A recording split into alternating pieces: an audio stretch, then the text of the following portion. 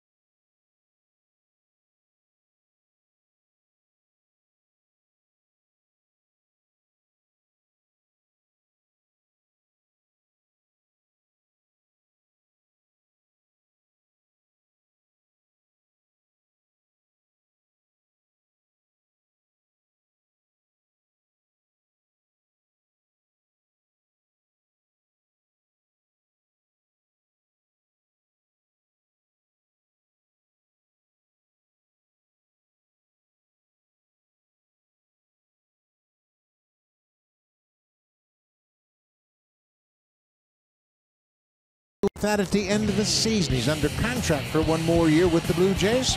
Take a look at the lineup for Gibbons and the Blue Jays. Randall Grichuk did not start in the game last night. Came off the bench and got a couple of hits. His average at .244. And he's been swinging the bat well lately. Rowdy Tellez right behind the rookie. He has 4 doubles and 2 RBIs in his first 5 Major League at-bats. Unprecedented the start that Tellez has gotten off to. Yeah, very impressive. And the Blue Jays get Carlos Carrasco tonight. Pretty good record, 16-8, 352 earned run average. This is his 10th start of the second half. He was on the DL earlier this season, but since coming off the DL right before the All-Star break, he's got 8-3 with a 258 earned run average. Blue Jays saw him earlier this year, and they treated him roughly. He actually pitched in that doubleheader game and was leading when he left the game after 5 1/3 innings. Blue Jays eventually won that game 13-11. They roughed him up for 9 hits and 6 earned runs. There was a makeup doubleheader played on the 3rd of May. Carrasco was matched up against Jaime Garcia. The Blue Jays would win that one 13-11 in 11 innings. And Ever Solarte did a grand slam in the 11th. This is Billy McKinney. He hits a high fly ball into shallow left field. Rajay Davis knows all about Rogers Center, playing here with the Blue Jays, makes the catch, one away. Well, Davis is in left field, Greg Allen's in center, and Brandon Geyer's in right. And Jason Kipnis, they don't know how long he's going to play second, but he's back in there tonight at second. That's why I wanted to highlight him. He's had 128 games at second base this season. Only Eric Gonzalez, the only other player to play second base for this team, the Cleveland Indians. But there's some talk when Josh Donaldson come back, Jose Ramirez will slide over to second base, and Kipnis might go back into the outfield. But he's been a pro and a good player for a long time. Lourdes Gurriel Jr. batting in the 2 spot. They have moved Gurriel all over in the lineup. He's hit first, he's hit second tonight. He's in that second spot. Last night he hit third. He gets jammed with that inside pitch. And I think it's very important for a young player like Gurriel, who spent some time on the disabled list, to get out there and get as many at-bats as possible. You know, he looks like he's going to be one of the main guys on this team next season. So you got to see what you have, number one, and then let him gain some experience, number two. There's that hard splitter for Carrasco, big strikeout. He'll call it a changeup, but it acts like a hard split finger pitch. Yeah, he's got the fastball and he's got the curveball. And he's got the slider, and there's the changeup at 15% of the time, but he'll split those fingers. And even though he's missed 3 weeks because he was on the disabled list with that bone bruise in that elbow, that contusion, he enters today now 7th in the American League with 188 strikeouts, even though he missed 3 weeks. Justin Smoke. Tonight he's the DH, batting with nobody on at Chirats. Smoke did not play in the game last night as Rowdy Tellez got his first big league start at first base. Last night Morales was the DH. Tonight it's Smoke. Breaking ball inside. You know, with Justin Smoke at the plate and batting left-handed, of course they're going to play him in the pull position. They're going to have all those infielders on the right side. StatCast AI is powered by AWS, and you can see Jason Kipnis, tonight's featured defender, way out in the outfield. Even if a ball gets by Alonso, the first baseman, Kipnis is going to be there to back it up. It's really imperative that Carrasco makes note of that, because he's going to have to cover first. 2-1. There's a drive down the right field line. That's a foul ball. Smoke got out in front of that pitch and just hooked it about a foot foul.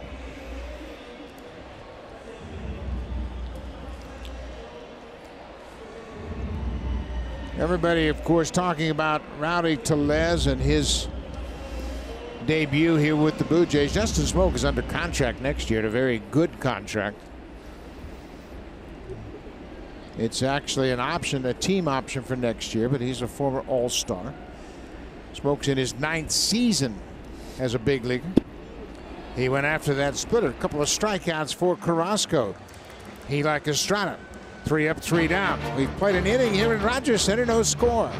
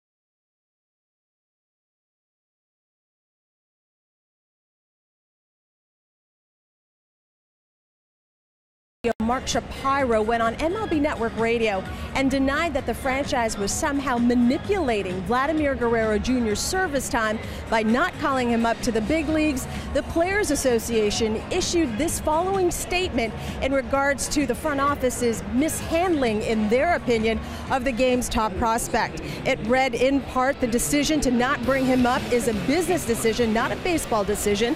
It's bad for the Blue Jays, for the fans, for the players, and it's bad for the industry. Well, Shapiro told me they weighed all the alternatives. He believes that in the short time left in Vladdy Jr.'s development path, the Arizona Fall League is the best course of action. Guerrero Jr. is already on an accelerated time frame. He's going to compete for a spot next spring. Shapiro telling me that he wants to make sure Guerrero Jr. has as strong a foundation as possible, mentally, physically, fundamentally, offensively, defensively, and as a leader.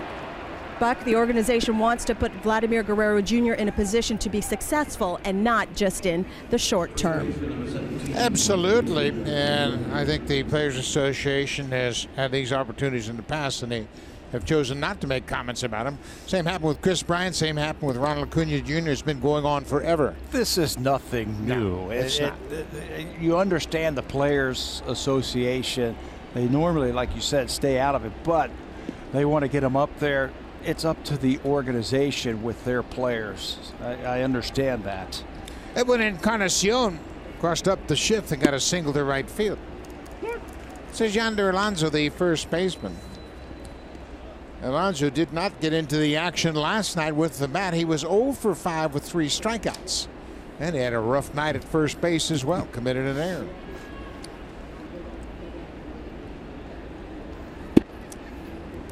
Let me finish up some thoughts about Vladimir Guerrero Jr. He's 19 years old. Won't turn 20 till next spring. Blue Jays don't have to protect him until the end of the 19 season. They don't have to put him on their major league roster. And for the first time in a number of years, the Blue Jays have a lot of players they have to protect. So if they were to put Vladdy Guerrero Jr. on the roster this month of September, they might lose one of those other prospects to a Rule 5 draft. So for the first time in a number of years, they have a surplus of prospects they need to protect. And that's why there's no rush with Guerrero. He's due to go on the 40-man next year. There's another pop-up. Diaz, the third baseman, has a long run. He stepped right on top of third base as he made the play. And that is a major distraction. As an infielder, you know that base is somewhere around there. And fortunately, he stepped on the bag about the same time he caught the pop-up. He is getting more comfortable at third base. Watch the left foot right on the base. And then he had to look back. What that does when you step on a base like that, your eyes start jumping, and all of a sudden the ball starts jumping. Good concentration to finish that one off. Well, Brandon Guyer is in right field tonight. There's a first pitch changeup in there for a strike. Guyer was in left field last night, hitting just .205 for the season. The Indians are down a couple of outfielders. Most notably right now, Michael Brantley hasn't been able to play. He found the ball off his foot Wednesday afternoon in Cleveland and has not played in either of these first 2 games, which is great news for the Blue Jays, because Brantley absolutely wears them out. And he's hitting about 500 in his career in this building. Took batting practice today. It looked like the typical Michael Brantley that we've seen over the years, spraying line drives all over the place. But that's good news that he hasn't been able to play. They don't want him to play on this turf. Off the end of the bat, up the middle. Gurriel flips to Urania, back to first. Boy, they did just about the best they could do with that ball. It was cued off the end of the bat. It looked like Gurriel wasn't really sure if he should go after it or let Urania go after it, but they got the force at second. Remember, we were talking about Gurriel in experience when he was hitting. I think experience fielding also. That's his ball. If he charges that ball and catches it in front of the bag, he steps on the bag and finishes that double play. But a little indecision there on that ball. Who should take it? Should I get it? How do I flip it to second base? That's all experience. So that'll bring the catcher, Yan Gomes, to the plate. Gomes was 1 for 4 in the game last night.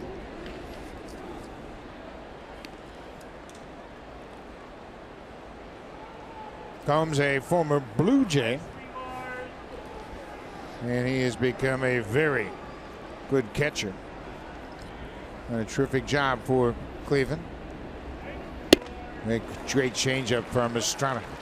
There's a better finish to his pitches early in this game than we've seen the last couple of starts. Yeah, he hasn't been able to throw the ball where he has wanted to his last couple of starts. The fastball command wasn't there. The changeup bounced a couple of them, but there's some finish on that pitch, and I like the arm action on his changeup.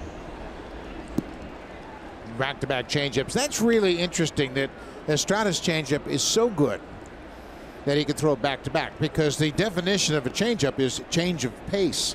And generally you throw it after a fastball or after a curveball, but he can throw it back-to-back and still be effective with it. He can throw it again if he wants to, and he's been known to do that too. The arm action, what you want to do, you sell the changeup by speeding your arm up or throwing it as fast as you do a fastball. That's a little looper, and this is going to be trouble. It drops over the glove of Urania. Geyer's headed for third. He'll get there ahead of the throw from Grichuk. Brandon Geyer, a very good base runner, read it perfectly, and with 2 outs, he had the freedom to run on contact. Yeah, he was going to go first to third. They threw 2 changeups and got him out in front, but then tried to slip a fastball by Yan Gomes, and watch how he fights this ball off. Keeps that bat in the hitting zone a long time, right in front of Grichuk, and with 2 outs, Geyer can go first to third.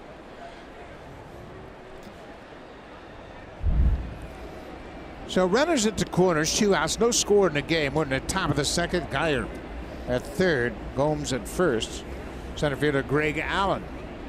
Allen had a couple of hits in last night's game, including an RBI double.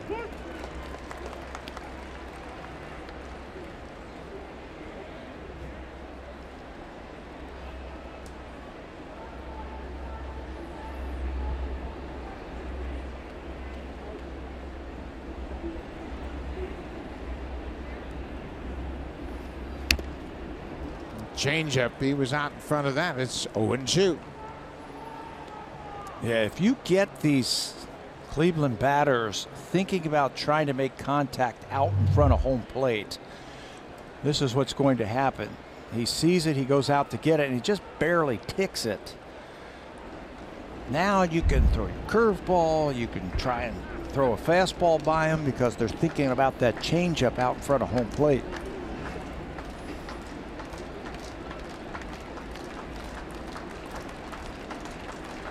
There goes the runner with 2 strikes, but Allen strikes out. Cleveland had Gomes on the move, but it's academic as Greg Allen swings and misses at that Estrada changeup. Marco Estrada's first strikeout ends the top of the second. Still no score.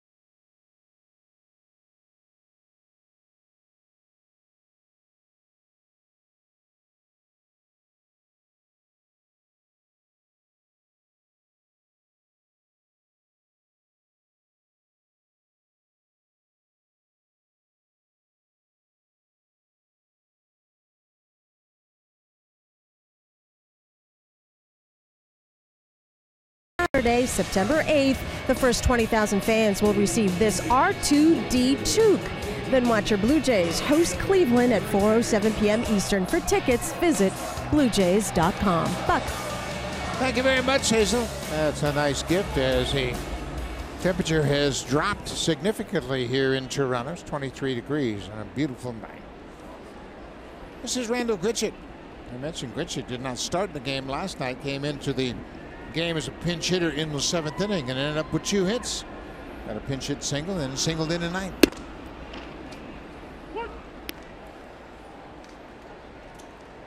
Gritchick's average at 244.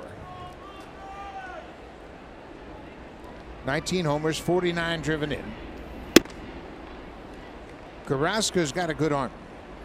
He's 31 years old. He's from Barquisimeto, Venezuela. He is 16-8, looking to become the 4th pitcher with 17 or more wins. Corey Kluber, his teammate, leads baseball with 18 wins. Yeah, they got him from Philadelphia in a big trade a few years ago, and it's taken him a couple of years to finally establish himself.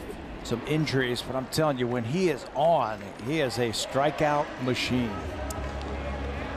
So Rowdy Tellez making his 2nd big league start at first base. He is batting in the 5th spot tonight, and we told you that Tellez has 4 doubles, and we thought we'd show you the pitches that he hit those doubles on. Yeah, the types of pitches, fastballs in the middle or up and away. That's the one that he hit to left center field. Fastballs in the curveball down and in is the one that he pulled down the right field line. Very quiet at the plate right now and letting that barrel do his talking. He will get in trouble at times where there's too much movement in his swing. Slight leg kick and the hands move around, but right now he's just trying to stay as calm and quiet as possible.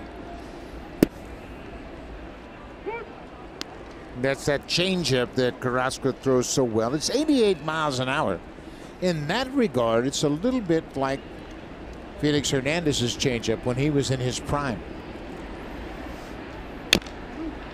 Hernandez did not throw his changeup with a split grip the way Carrasco does, but it was equally effective. And the pitching coach for both of those players in the ballpark tonight, Carl Willis, is the pitching coach for the Indians. He said it's a lot like King Felix's changeup, but his was a true changeup that looked like a palm ball or a splitter. His is a split grip type of changeup. Well, he's had some good pitchers to work with. He was in Boston with Chris Sale and Price, and out in Seattle with King Felix. Now here in Cleveland with Kluber and Carrasco and Trevor Bauer. Carl's had some good pitchers to work with. Tellez gets a piece of that breaking ball. You had mentioned Carrasco traded from Philadelphia. That took place July 29, 2009. And it was a big trade. Cleveland gave up Ben Francisco and a left-hander named Cliff Lee. They got Jason Knapp, Jason Donald, Lou Marsden, and Carlos Carrasco, who at the time was in AAA, not pitching very well. But the possibilities were there. Everybody knew about it. There's the split grip change again at 90 miles an hour. And it's taken him some time to figure it out, and I mentioned the injuries that he's had over the years, but when he is on, I remember a game he did here a few years ago where he had 14 strikeouts against the Blue Jays. He had the same kind of stuff that we see tonight that day. 4 strikeouts in a row for Carrasco. Gurriel, Smoke, Gritchick, and now Tellez. Kevin Pillar will try to snap that streak.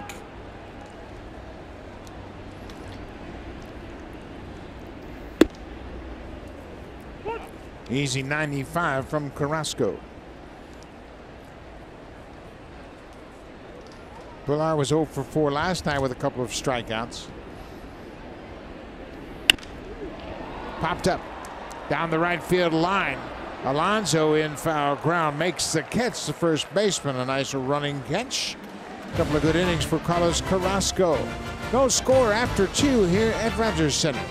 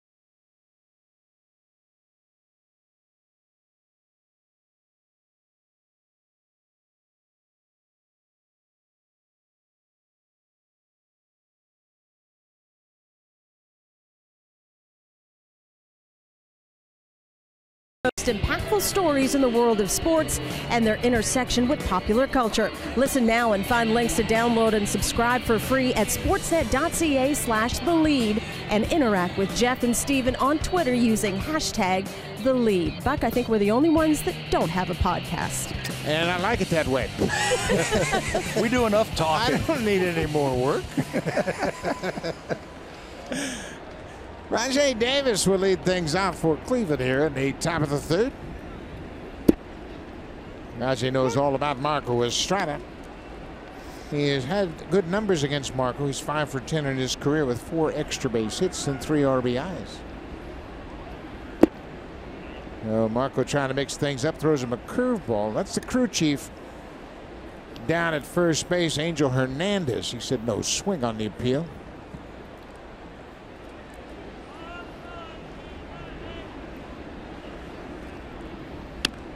There's another changeup.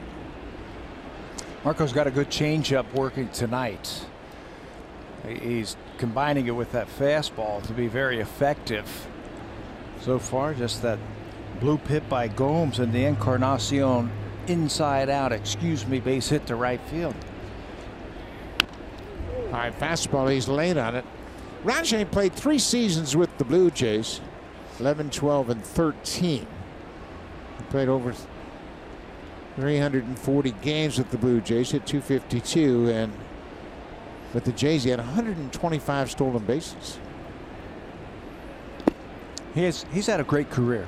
He really has. He's played some with Pittsburgh. I mean, he has a great body, first of all. I mean, he's up there in age, but that's it. It's just a number. And he plays like he's 25 years old, still very fast. This is his 13th season, and he did not get to the big leagues until he was 25 years old. His first year in the big leagues was 2006. He came up with the Pirates. Got into 20 games that first season, so he was a late bloomer. 38th round pick to play 13 years in the big league. That's quite an accomplishment. And he'll draw the walk. So Rajay Davis with the leadoff walk. Not exactly what you want to do if you're Marco Estrada. Put some speed on the bases. It's interesting what the Indians have done tonight. They've put Allen and Davis at the bottom of the lineup. Very fast guys, so if they get on, now you turn that lineup over. Lindor, Kipnis, Ramirez, their best hitters with the speed on board. Terry Francona massaging his lineup a little bit tonight to diffuse what Marco Estrada has.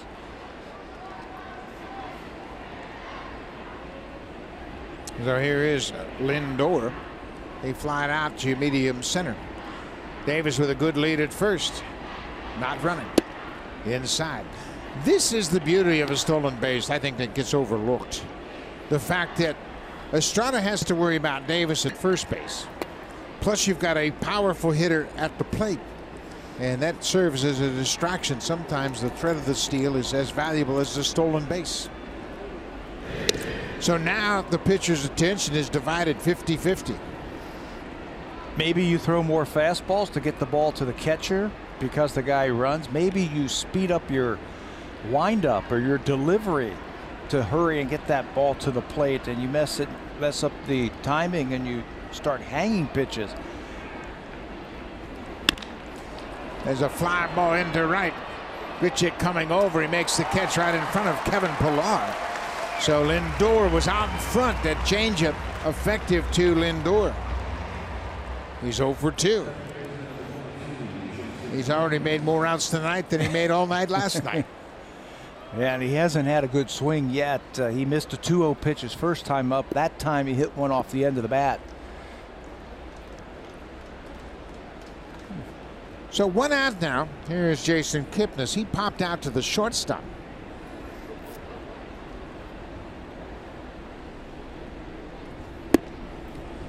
Whenever Estrada gets pop-ups and weak hit fly balls, that's a pretty good sign he's on his game. It all has to do with the timing of that hitter. When he gets those high pop-ups in the infield, their timing is off and they're hitting it off the end of the bat.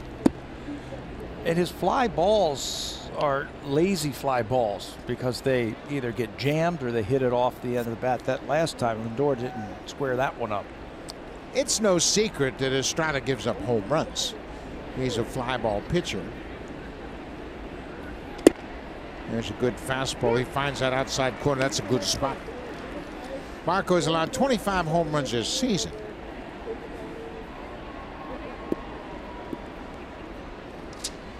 Good time to run if they feel like running.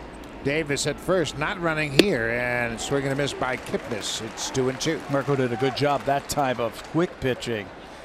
Didn't come set very long and then threw the changeup. Now he might hold the ball just a little bit longer just to upset that timing of that base runner. That's a good aggressive lead for Rajai Davis. Another weak pop-up. Kipnis out on that front foot. Grichuk waiting in right field. He makes the catch, 2 away.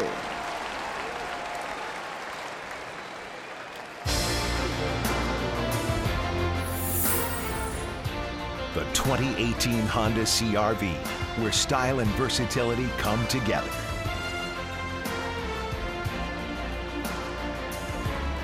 Beautiful evening here in Toronto. It has cooled off to a very comfortable 23 degrees. Jose Ramirez, he grounded out the first baseman his first time up. Davis looks like he wants to run. He's flinching. He looked like he wanted to go. Marco picked up on that, threw over. Rajai Davis has 410 stolen bases. Been caught 105 times. I think if you're the hitter and you have a base runner, a base stealer in front of you at first base, you want him to go early in the count. As a hitter, you're not afraid to take a strike or take a pitch here and there, but don't go late in the count, not when you're down 2 strikes. Davis is going. There's the throw from Maley. It is high into the shortstop side of second. So Rajai Davis picks up his 17th steal of the season. He ran on an 0-2 pitch. Check it, it's 1-1 as he got a good jump at first. Yeah, 0-1 pitch, high fastball. Works almost like a pitch out, but Rajai is just so fast and aggressively goes into that bag. He's only been thrown out 5 times this year. 1-1 to Ramirez. He pops it up. Gurriel into the outfield, calling for it. He makes the catch. So Davis will be stranded. He drew the leadoff walk, but the Cleveland Indians couldn't cash in on that.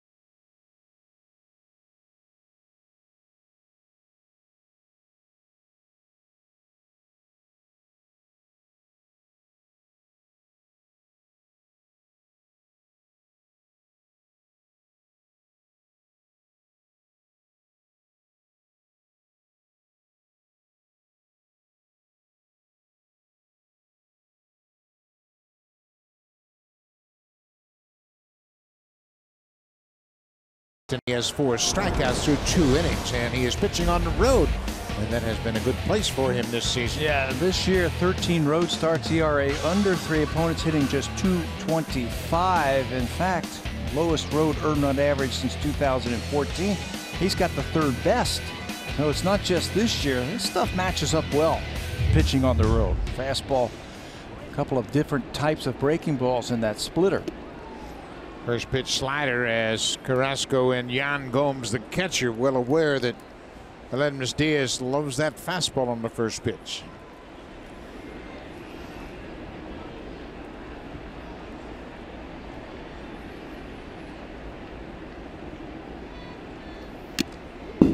Another fastball in a good spot. Quickly 0-2. Aledmus Diaz for the season, 255 average, 19 doubles, 17 homers. That ties his career high in home runs.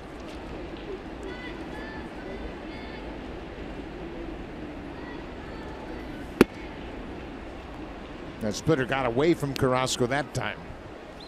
Dropped underneath it and pushed it up and in. Yeah, it was still 90 miles an hour. He gets most of those strikeouts when he gets tumbling action on that split.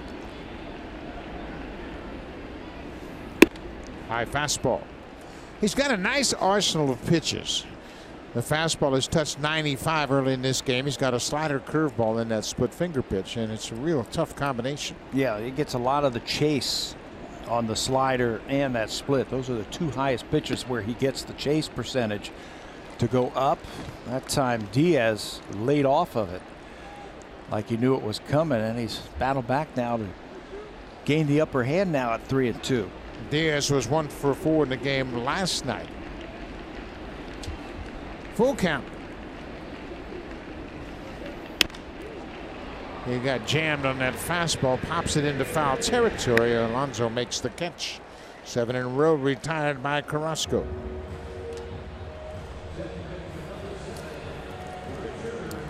We mentioned Carlos Carrasco's from Venezuela. When he first signed, he was playing in the minor leagues in spring training with the minors in the Phillies camp. He couldn't speak any English. And we forget about the challenges of these Latin American players that come to the United States without the ability to speak English. But he said it was a real challenge for him.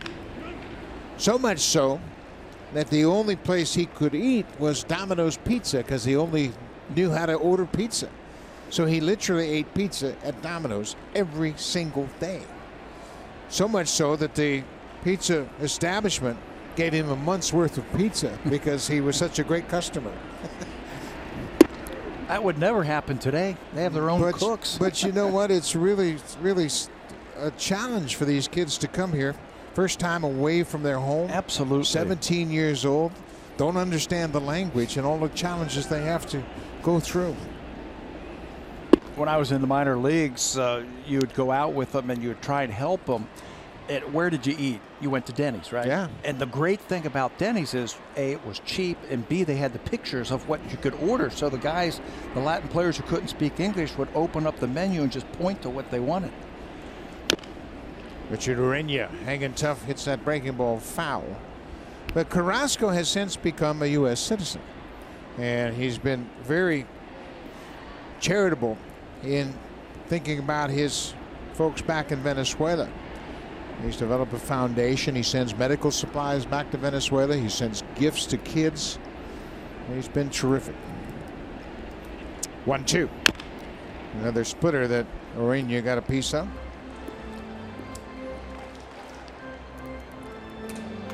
Richard Ureña, just 22 years old. Pat, you talked about his development with Bobby Meacham, the manager at AAA. Yeah, and what a mature player this year, as he spent his time down in Buffalo this year, understanding the work ethic and what it takes to become a big leaguer, passing on some of those traits.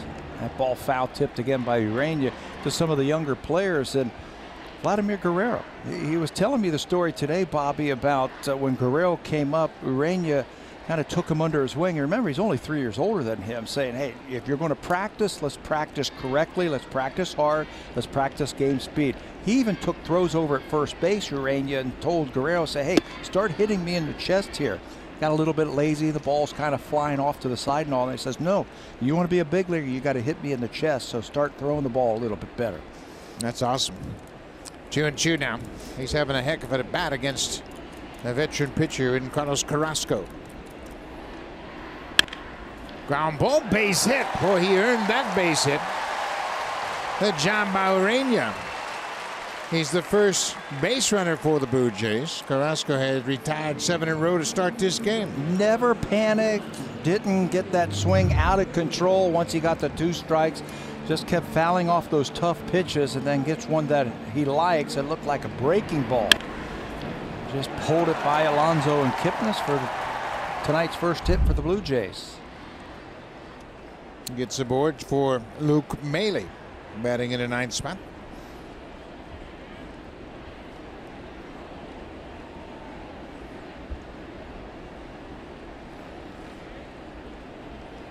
There goes Urania. Hit and run is on. Throw from Gomes is a strong throw. And Urania is thrown out. Gomes has a terrific arm. And it was a hit and run. They threw Maile a high fastball. He couldn't connect. The perfect pitch for Gomes to throw on. Thrown out 30% of the base runners. And I think John Gibbons understands that Carrasco's got his A game tonight. So he's going to try and make something happen on the bases after that first hit. They try the hit and run unsuccessfully. Urania had a terrific at bat, got the base hit.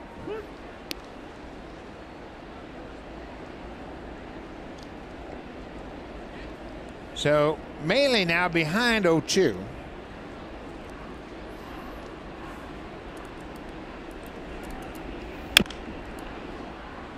.95 with good movement on the fastball. Yeah, on the black. Luke says, you know, when I don't play a lot, I have to get out there and just swing. I don't have time to look at pitches or work the count. I've got 3 hacks. I'm going to make the most of it. Curveball gets Maile. So Carrasco has faced the minimum through 3 innings. First time through the order, he has 5 strikeouts. He's got his A game working early tonight.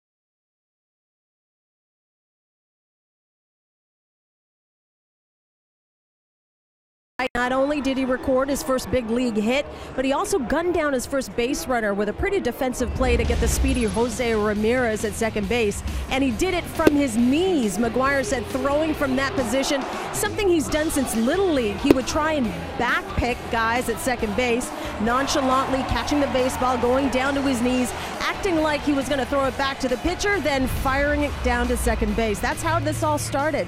McGuire said he watched plenty of Yadier Molina. Defensively, Molina was always aggressive back there, McGuire tells me. Molina would slide over to his knees and then fire it to first base. That's something you'll probably see from him doing sometime later this season. McGuire watched the replay again today from last night and told me he can't take all the credit, Buck. He said Devin Travis certainly put an awesome tag on Ramirez on that play. Yeah, Devin did a good job of getting in front of the base, and when the ball moved a little bit toward first base, he was able to make the tag on Ramirez, and Ramirez was going for his 30th stolen base of the season.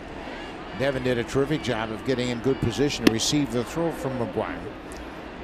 He also said, and I like this, that Russell Martin's been good to him, not just here in Toronto, but when they played together in Pittsburgh. That's where the Blue Jays got Reese. There's another changeup popped up behind home plate. Maile will watch it reach the seats, out of play. Nice play by the fan. He scooped that on one hop with his hat. And now a nice play by the bat boy. Look at the gesture. He's passing it to those youngsters in front of him. Nice job. Edwin, we've seen this before when he was playing with the Blue Jays. When he's out in front on off-speed pitches, see you later, the bat just takes off. And it ends up down the third base line. 1-1. Encarnacion knows he's going to get the changeup and still chase that ball in the dirt. Edwin had a base hit through the right side of the infield to start the second inning. He was erased on a fielder's choice off the bat of Brandon Guyer. Another changeup, another pop-up. This one right near home plate. Luke Maley makes the catch, and Encarnacion's retired. One away.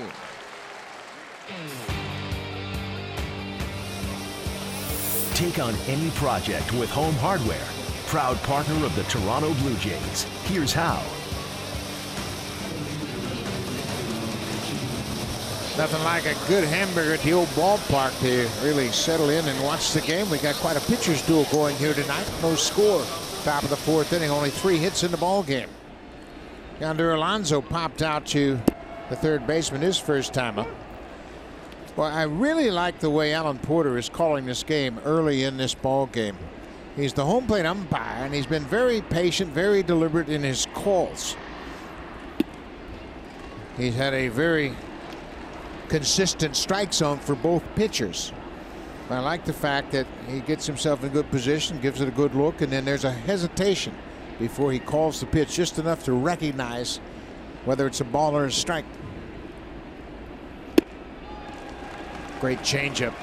Alonso strikes out. Home plate umpire doesn't have to look at that one because Alonso did it for him. He's got that changeup working tonight, Marco Estrada. The Super Slow-Mo is brought to you by the Samsung S9 and S9 Plus. The camera reimagined, available now. And you can see from that replay, that changeup has him fooled. Brandon Guyer reached base on a fielder's choice. He was stranded in the second. The curveball gets away from Maley. Marco Estrada's making his first start of the season against Cleveland. He's had 3 previous starts in his career. Guyer fouls it off. Marco, to me, has had some of his best work in the postseason. With the Blue Jays in 2015, he started Game 3 of the ALDS against the Rangers. Blue Jays were down 0-2 in that series, and he kept them alive.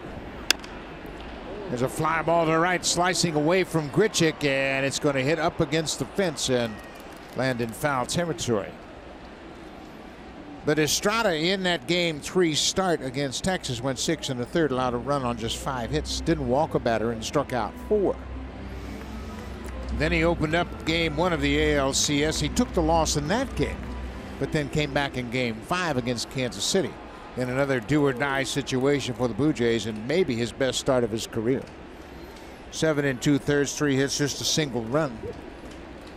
Again, keeping the Blue Jays alive in the postseason. Yep, giving him a chance to get to the World Series. Tonight, he's got his game face on, just like in the playoffs. Peers over that glove. He is locked in on Luke Maley, trying to finish off the hitter.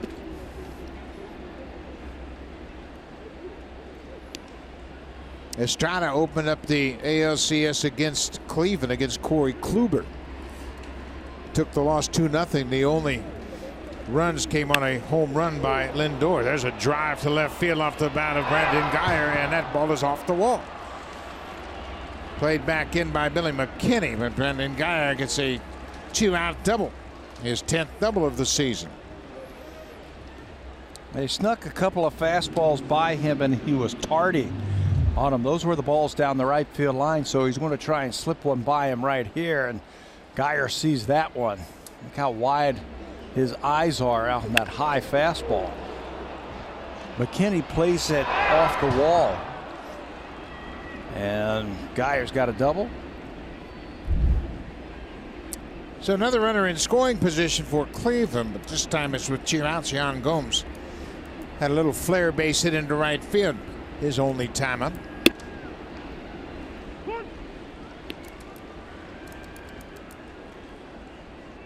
Gomes got jammed on an inside fastball and flared it over the second baseman into right.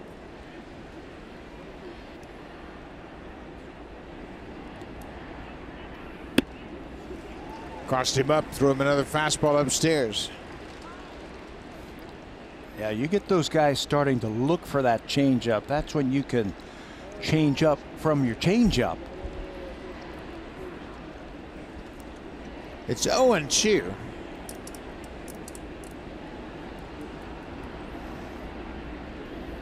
Inside, another fastball, but that missed. What you have to start doing, I think, if you're Marco Estrada and Luke Maile, see if the Cleveland Indians start to change their approach against you. He's got a great changeup tonight. Watch them, see if they're starting to look for the changeup. Those are the teams that have had a lot of success against Marco in the past. Those teams that really just sit on his changeup. So it's all on Luke Maile as Estrada never shakes off his catcher. 1-2, and Gomes was late again. That's a pretty good indicator that Gomes is sitting changeup. Yes, you're right. When you foul a pitch like that, a fastball, right over your dugout on the first base side, he's looking for something off speed. So now the catchers are matching wits here. Yan Gomes and Luke Maile. Who's going to give in?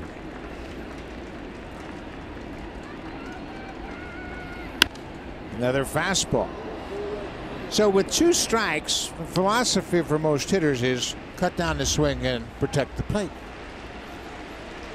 And that's when they might have a better chance of putting that changeup in play. But Estrada has an exceptional changeup tonight. Yes, he has a very good one. I think his curveball's pretty good too. He hasn't used that to strike anybody out yet. There it is, right on cue. Good call, Tabby. He took a shot with that curveball. I think that was a good call because it looked like Gomes was really fooled and just happened to be a ball. No score in the game. We're in the top of the 5th. Brendan Guyer's at second. He hit a 2-out double. Changeup in the air. Pilar racing back. He's got plenty of room. He runs it down and Estrada gets out of it. He gives up a 2-out double to Brandon Guyer. Quite a pitcher's duel going on here. We'll go to the bottom of the 4th. Still no score.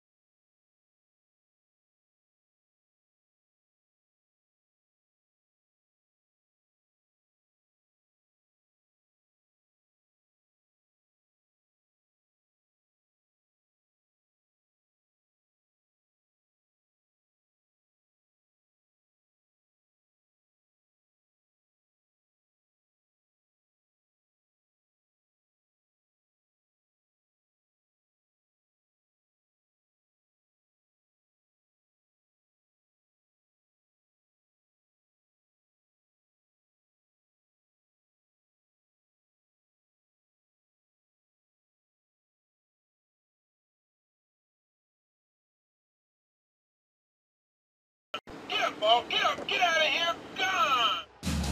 You guessed it, Buck Martinez Get Up Alarm Clock Giveaway. Junior J's Back to School Day presented by Boston Pizza takes place Sunday, September 9th at 1:07 p.m. Eastern. The first 20,000 fans, and not just the little ones, will receive a Buck Martinez Get Up Alarm Clock. Then watch your Blue Jays host Cleveland. For tickets, visit BlueJays.com. How many more sleeps, Buck? One more sleep, Hazel. One more. No score. Quite a ball game. Marco Estrada and Carlos Carrasco. Another illustration of how you can pitch with totally different stuff. It's a scoreless game. There've only been 4 hits in the game. Carrasco's got a great fastball. Estrada rarely throws a 90-mile-an-hour fastball, and they're shutting down the offense. Power versus finesse tonight from these two pitchers. The power of Carrasco, his power stuff, and the finesse of Marco Estrada. You can get anybody out if you make your pitches. Billy McKinney, the leadoff man, fouls that one off his foot. Down and in. Carrasco last year won 18 games. He and Corey Kluber were tied atop the American League to lead the league with 18 wins. He threw 200 innings for the only time in his career, and there's that ball hitting the dirt and bouncing up on that shin guard. Carrasco finished 4th in the Cy Young voting. Corey Kluber won it. Kluber, Sale, Severino, and then Carrasco. Top 4 in the Cy Young voting. Back at it again this season. Kluber's up there, and they're missing a guy who looked like he was going to be added to that top of the rotation type of player. Trevor Bauer was having a great year. He was having a great year, and then suffered a fractured bone in his lower leg. You got some information about Bauer that is kind of promising. Yeah, they think there's a really good chance that he might come back this year, and if he does, he's been throwing, he's got a very resilient arm, that if he does, they're thinking about maybe using him out of the bullpen in the playoffs. Maybe pitch him in front of some of those relievers like Andrew Miller. Up the middle, Lindor was shaded in that direction. He bounces it on one hop to Alonso. They talk about Carrasco and his strikeouts. He has 5 strikeouts tonight through 3 1/3. And you look at the rotation and their ability to rack up strikeouts, it's impressive. Yeah, even though Bauer has been out for a while now with that broken bone in his leg, he still has 214 strikeouts, 4th best in the American League. Carrasco 192, Kluber, Clevenger we're going to see on Sunday. They've got the big 4, and they've got power arms and all kind of different stuff. Great breaking balls, but that would be interesting, wouldn't it, though, if Trevor Bauer ends up pitching out of the bullpen in the playoffs? Why would he pitch out of the bullpen and not pitch as a starter? Well, his arm's not in shape. He's been out for a while, and by the time they think they'll get him back, he's just not going to be in shape to go 6 or 7 innings in a game. So maybe 2 innings at a time, pitching out of the bullpen. What a weapon. He has 214 strikeouts in 166 innings. Trevor Bauer.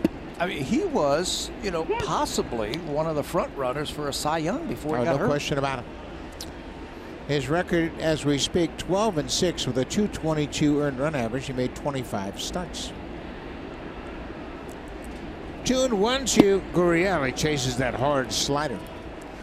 Well, I think the difference with Carrasco tonight and what he has been most recently is he's got 2 distinct curveballs, 2 distinct breaking balls, a curveball and a slider.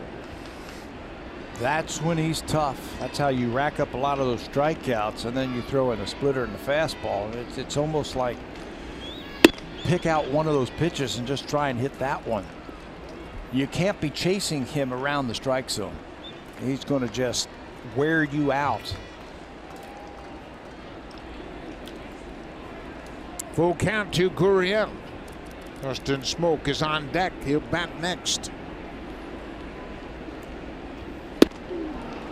That breaking ball might have been the split once again. Another strikeout. That's 6 Ks for Carrasco. Second time that he has gotten Lourdes Gurriel, both times swinging. Little slider. Little breaking ball that backed up on him a tad. Yeah, that's a pretty good illustration of what a backup slider looks like. He got on the side of the baseball instead of staying on top of it, and it broke into the right-handed hitter, not away. Justin Smoke. He was a strikeout victim his first time up. He throws that slider about 84 miles an hour. The changeup up to 88. Curveball's a little slower at 81. There's a split. So you can follow along when you look at the miles per hour on our pitch cast there. and you can pretty much figure out what the pitch is. His fastball averages about 93, but we've seen some 95s tonight. Smoke got a piece of that breaking ball.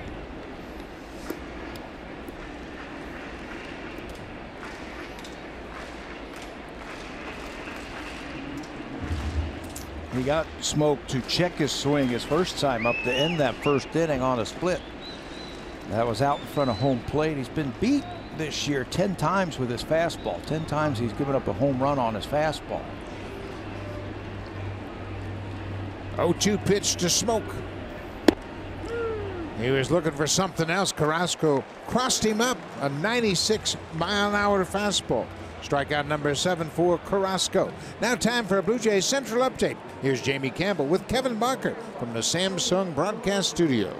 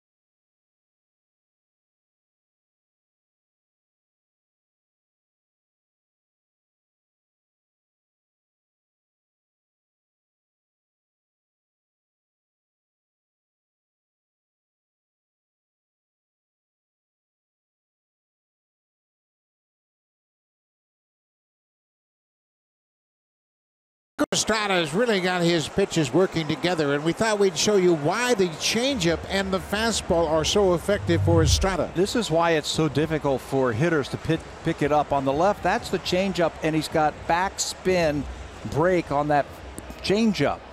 On the right is his four-seam fastball, same type of backspin. As a hitter, you see the spin of the baseball. You're not sure if it's a changeup or if it's a fastball. That's why he's been so effective with that changeup. A lot of times pitchers' changeup will side spin and it'll go down or it'll tumble. His has a effect like a fastball, four-seam fastball, and that's why you see hitters really messed up with their timing. You talk to hitters all the time, and they say that both pitches look like a cue ball coming in there as Allen stuck his knee in front of that pitch, and he'll take first base, hit by pitch.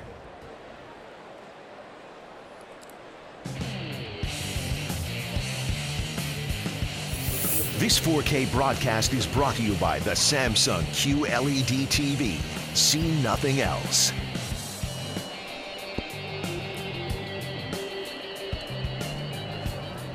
Fastball wants to back him off, and you can see Greg Allen doesn't give any room. Just keeps that knee out there. That's Brandon Guyer-like. Guyer will do that too on those inside fastballs. Just stick your knee out there and get hit. So there are a lot of options for Cleveland in this scoreless game. Number 9 hitter Rajay Davis drew a walk his first time up. Allen can run. He's got 14 steals. Davis takes one outside. Rajay Davis also very adept at bunting. With that, the third baseman, Ledmus Diaz, is in front of the bag at third. You know what? If he bunts it, that might not be the play to third. It might be to push the ball by Estrada. Look where Urania, the second baseman, is. He's got to get a little bit close to that bag for the double play, and Tellez has to hold the runner on at first base. How is Tellez as a first baseman? He's good. Good. He moves well. He's got very soft hands. He missed 2 balls all year in the dirt in AAA on throws to first base. I guess you would say then he's got a very high scoop percentage. That's right. That's the new stat we picked up this year, isn't it? That was in Houston. I had a scoop percentage. There's a percentage for everything. We're going to give Rowdy a high mark for scoop percentage. 1-1 to Davis. Fly ball in the air headed toward the seats, and that'll be well out of play. Marco Estrada. This is as good a start as he has had recently. Off to a good start here tonight. Marco has allowed 3 hits, no runs. Got a runner at first and nobody out here in the 5th. Curveball. That's been a pretty good pitch for him as well. He hasn't thrown many, but the ones he has thrown have been good. Yeah, just that one just off the plate. Watch Rajai Davis's approach now at the plate with 2 strikes. He's not striding. He's not doing anything. He got jammed on that fastball as Tellez makes the catch in fair territory. You know, and we were talking about reading bats. I think they read that he was looking for something off speed. I mean, he wasn't striding. He was hitting everything almost flat-footed because they didn't want to get fooled by an off-speed pitch or a changeup, so they picked up on that, busted him with a fastball inside, and Rajai couldn't catch up to it. So now the leadoff man will step in the box for the 3rd time, Francisco Lindor. Estrada has got him twice. Both times he has flied out. Once to center, once to right. Allen with a big lead at first. He's going. Here's the throw from Maile. It is a good throw and not in time. Gurriel immediately pointed to the dugout, suggesting he thinks they got Allen. If that glove was down in the dirt and he slid into the glove, he's going to be out. But it looked like the tag was around the wrist area or the forearm area. Was he on the base? Here comes the tag, and it's on the forearm area, and it looks close. Boy, it does look close, as it didn't look like the hand was on the base when he applied the tag. It is a bang-bang call, and Angel Hernandez. Angel had the stopwatch out. I've not seen that before from an umpire, but he's the crew chief, and he had the stopwatch in his hands. He's supposed to make the decision within 30 seconds, and he pulled out the stopwatch on John Gibbons. Showed it to him, and Gibby said, all right, let me take a look at it. Here comes the tag. He's reaching for that back end of the base. And I think there's got to be some daylight between the hand and the bag on one of these replays to definitively turn that one over. Todd Tishner, the umpire at second base, made the call. He has joined the crew chief, Angel Hernandez, with the headset. But this is the one right here. Watch his hand. There. He's tagged him before his hand reaches the base. If they look at that call, they will overturn it. He's out. He's out. A great tag by Gurriel. He lets the ball travel and goes straight down to the bag. And from that replay, it was close, but it didn't look like the fingers had touched the base yet. Obviously a big point of the ball game in a scoreless game. Look at Gurriel going straight down in front of that bag. Fingers are still up. There's the tag, and now he's on the base. Without question, that replay shows you that he tagged him before his fingers hit second base. Now we'll see if it's interpreted the same way in New York. The call on the field is that he is safe with a stolen base.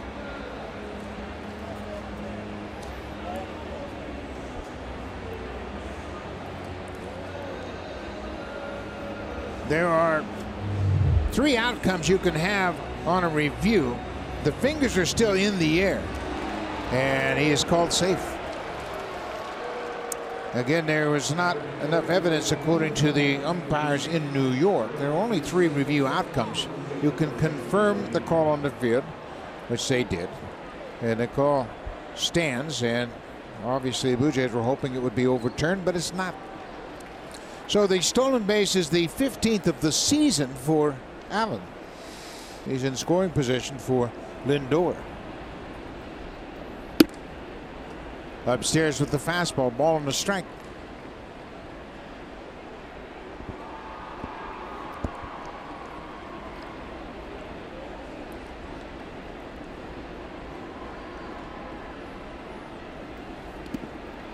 Ball in the dirt. You know, as hot as Lindor has been, this might not be a bad time just to pitch around him. 2 balls and a strike, 1 out. Kipnis is on deck. He too is a left-handed hitter. But Kipnis for his career is 0 for 7 against Estrada, including 2 pop-ups tonight. Yeah, I was just thinking the same thing. They had a base open last night, had a chance to pitch around him. They didn't. He got a single, and it looks like they're going to get him again. Fly ball. Grichuk loading up. Allen bluffs the break to third, but he stays put. Lindor's 0 for 3. 3 outs in the air. Estrada has had his number so far in this game. He just hasn't been able to pick up that changeup. Marco's changeup is outstanding. It's one of the best we've seen this season. Lindor is having trouble picking it up. Jason Kipnis, he has made 2 outs in the air as well. He's popped out to the shortstop and popped out to the right fielder. 2 outs.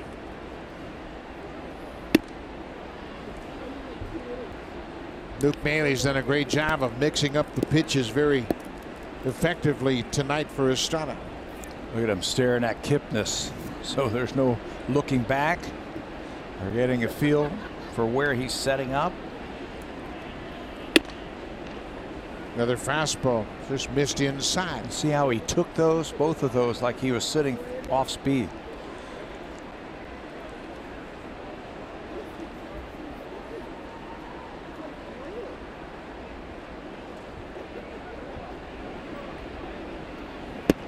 With the changeup, and he saw it out of Estrada's hands. It's 3-0 now. Mailey. He wants to start over again. He is giving Estrada the indicator for the next set of signs.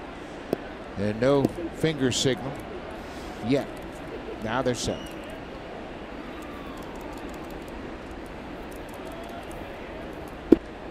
That changeup sailed off the plate.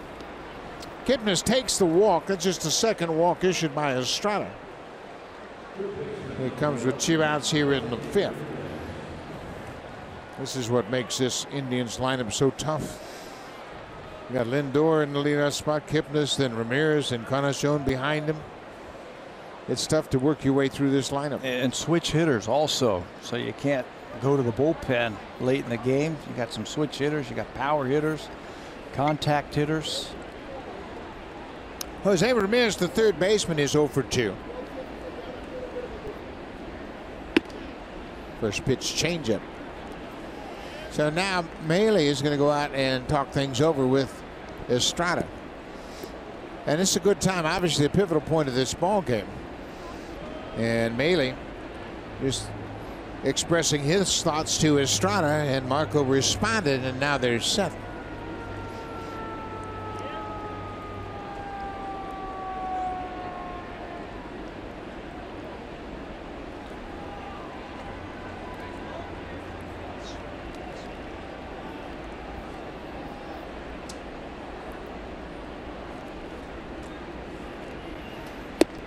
There's a good changeup.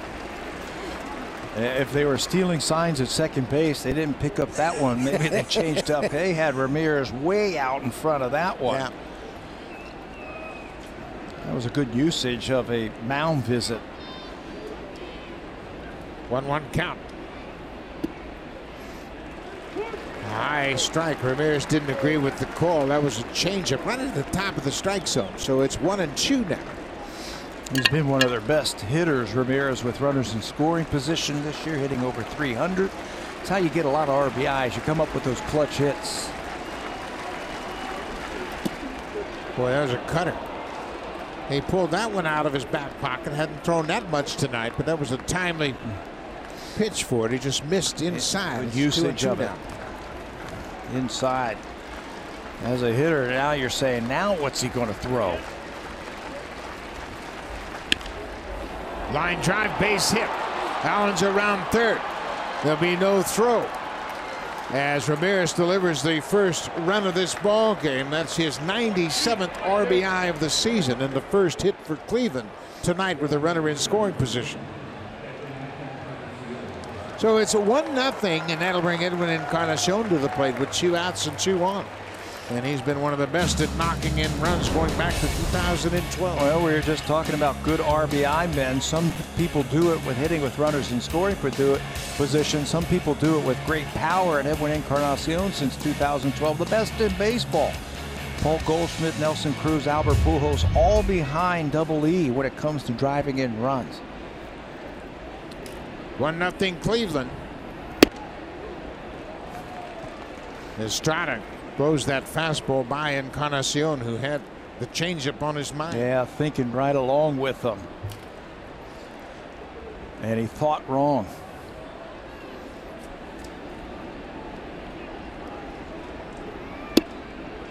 There's a changeup. Encarnacion has been wrong twice so far. Got to finish him off now. No balls and 2 strikes. Kipnis at second, Ramirez at first. What a job by Estrada. He strands a pair of base runners. Jose Ramirez gives the Indians the lead. It's 1-0. But Estrada strikes out Encarnacion to strand a pair. A 3-pitch strikeout, the 4-seam fastball. Gets Encarnacion to end the inning. Richard, Tellez, and Pilar when we come back.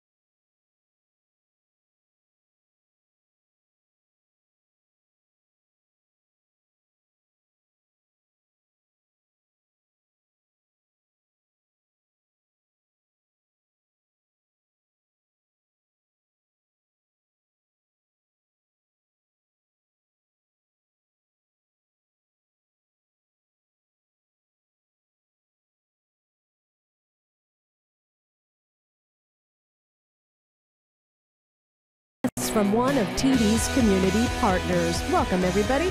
Hope you're enjoying the ball game. Buck. Thank you very much, Hazel. Beautiful night for the ball game of Friday night. The roof is wide open, and it's been a heck of a game to this point. Cleveland has taken a 1-0 lead. It'll be 4, 5, and 6 for the Blue Jays. Randall Grichuk goes after that first pitch slider. Grichuk, Rowdy Tellez, and Kevin Pilar, middle of the order.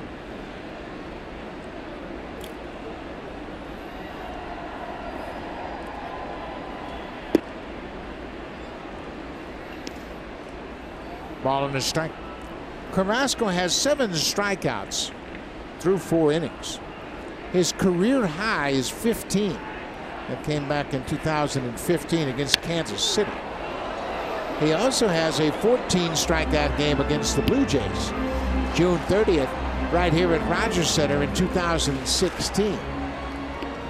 7 1/3, a run on 3 hits, 2 walks, and 14 strikeouts. Same kind of stuff tonight that we saw that night. All of his pitches are working. Grichuk goes after it, ball's in the dirt. Jan Gomes puts the tag on Grichuk. So that'll be strikeout number 8, 3 in a row. He's also had a 14 strikeout game this season. Did that against Milwaukee back in May. And he's got all those 4 working: fastball, slider, split, and curveball. So as a hitter, it's tough to eliminate some of those pitches. I mean, right now you're just trying to find the baseball and trying to hit it hard.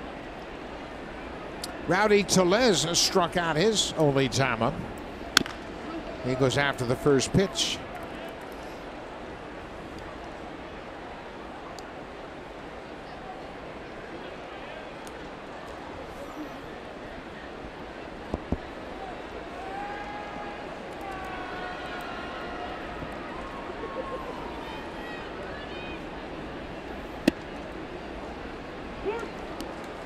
Jan Gomes and Carrasco really mixing up their pitches very, very efficiently. Gomes has always been a very good catcher. And right now, he's in the heads of some of these Blue Jay hitters. That was a fastball right there.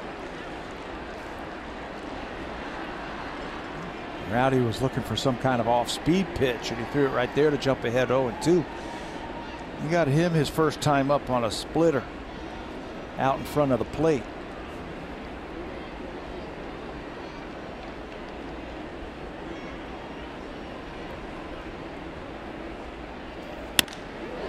Tellez shoots it down the left field line. That's going to get down for a base hit. Davis runs into the wall. Here's the throw to second. Just another double for Rowdy Tellez. His daily double. Boy, he had a good pitch, Pat. Yeah, he went shook to the fastball. Gomes wanted slider, then he wanted splitter. Carrasco says, no, I just flipped the fastball by him. Let me see if I can do it again. And Rowdy says, no, not this time. Just flicks those wrists out there, slaps that ball down the left field line for another extra base hit. I thought for sure they were going to go breaking ball against the young hitter. So Kevin Pillar bats with a runner in scoring position. First time the Blue Jays have had a runner at second. Of course, the Blue Jays have only had 2 base runners. Richard Urania had a base hit in the 3rd inning. He was thrown out on a botched hit and run.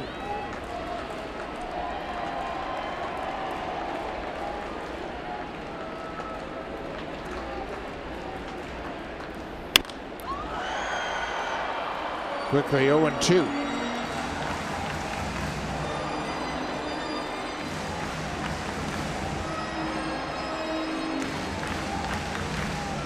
Carrasco for his career against the Blue Jays 3-1. This is his 7th career start.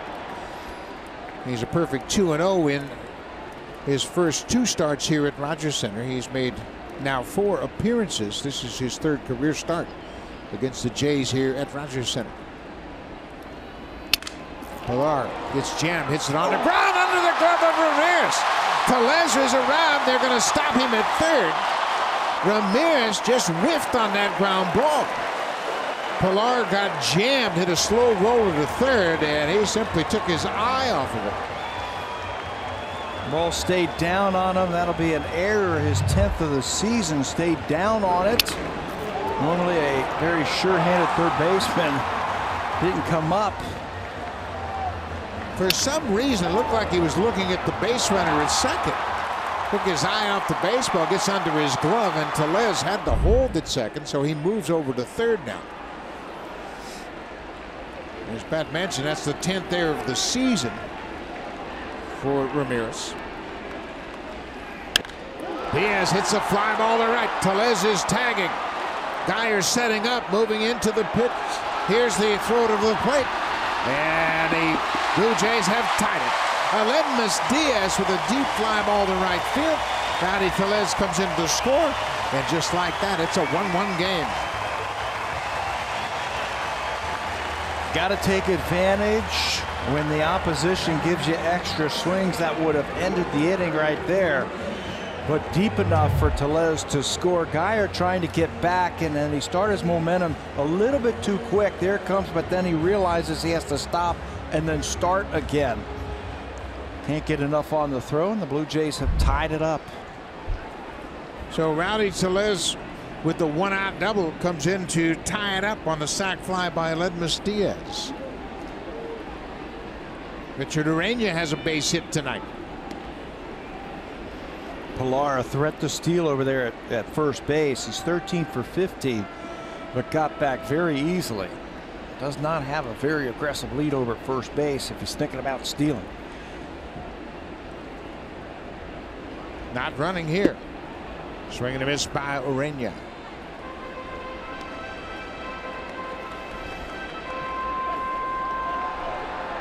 Neither club scored through the first 4 innings, and now they have each scored a run here in the 5th.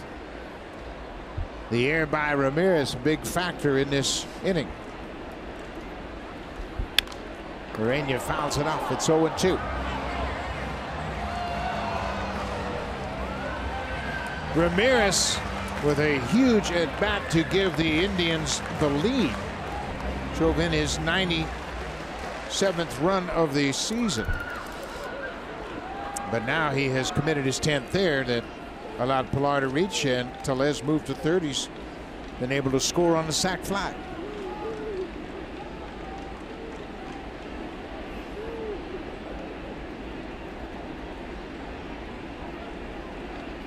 Pitch out. Well, Carrasco held the ball. They had the pitch out call, and Pilar just held his ground. He picked up on that. Again, he doesn't have a real big lead over there at first base. He might try and get out there now. I'd take a shot. Runs are going to be hard to come by against Carrasco, so take a shot. Not running here, and there's an inside strike for the 3rd out of the inning. Urena strikes out, but the Blue Jays have tied it. Aledmus Diaz with a sacrifice fly to right field. For Diaz, his 46th RBI of the season. Rowdy Tellez is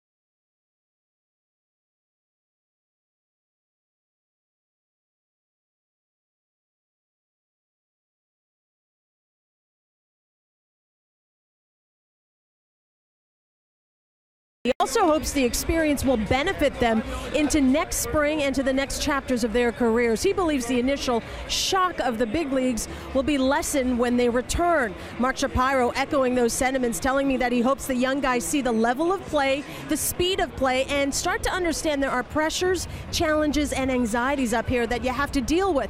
There are logistics here that are different in the minor leagues. Shapiro said the more comfortable they can get in this setting, Buck, the more they can understand how to manage the day-to-day life as a major league player. So regardless of playing time, just being here will help them moving forward. Absolutely. You just get accustomed to your surroundings and find out what it's like to be a big leaguer. Yonder Alonso shows bunt, takes his strike. The Blue Jays have an off-season program too, a rookie development program they hold here in January. They bring a lot of the rookies up, get them acclimated to the city of Toronto. Playing in a big stadium, they can practice here, they can use the cages, use the facilities. They also do something really interesting at the end of this season. They're going to have camps down in Florida where the pitchers come in for a week and they refine everything there. The hitters will come in for a week. They also have a defensive camp. I mean, they've got everything figured out, and there's a lot of moving parts and a lot of pieces that go into that. Bottom line is you got to develop players. It's a high pop-up. Urena to the outfield makes the catch. Alonso's retired.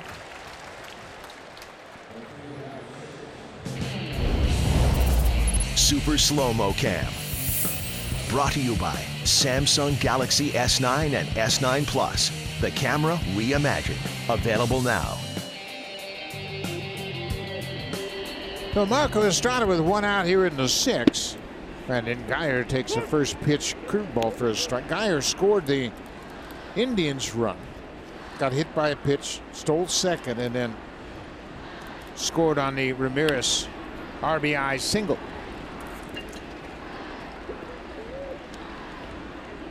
Excuse me, Greg Allen was the one that scored that. Geyer had a double in the 4th inning. Geyer's reached base twice. Pesky little hitter right on top of the plate. Strides into it, but Marco elevates that fastball for his 4th strikeout. High fastball gets Geyer 2 quick outs here in the top of the 6th. That's what you want, don't you? Your team ties it up. You want to get them right back up there as quickly as possible. That's a fastball with purpose. Up above the letters, right at the shoulder to pick up the strikeout. Here's Jan Gomes. That high changeup fouled right back to the screen.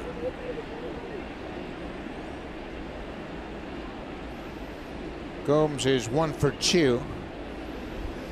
Bobby Meacham, he was the manager at AAA Buffalo, talking to Reese McGuire, who played in AAA. First time he was in AAA this season. And Bobby just got here today. Will spend the rest of the season with the ball club, helping out, hitting ground balls. Another set of eyes, throw some batting practice, work with some of the kids that he had all summer long in Buffalo. Gomes hits this one hard to left field, and it is going to be gone right over the top of the wall in left field. For Gomes, that's his 13th home run of the season, his 2nd career home run against Marco Estrada. You know, and that wasn't a bad pitch, I thought, from Estrada. It was down and in. Gomes, in his last time up, flew out to center field. It looked like he was sitting on some soft stuff. Eventually flew out to center field. That pitch was down and in, and what was impressive, look how he gets to this pitch, how quick he gets to it. Golfs it out of here. Yeah, that ball is low, and he stays on it and hits the line drive just over the fence in left field into the Blue Jays bullpen. So Cleveland once again has a 1-run lead. It's 2-1 for Gomes. That's his 13th home run. The RBI gives him 42 for the season.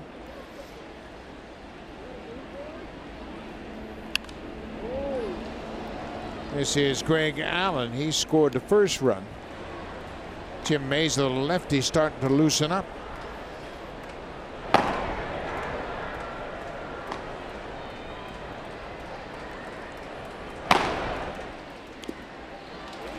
Change up, and Maley couldn't hang on to it.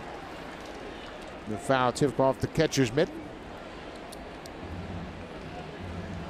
Allen got hit by a pitch in the 5th inning, stole second, and then scored on the Ramirez RBI single. Checks his swing on that high fastball.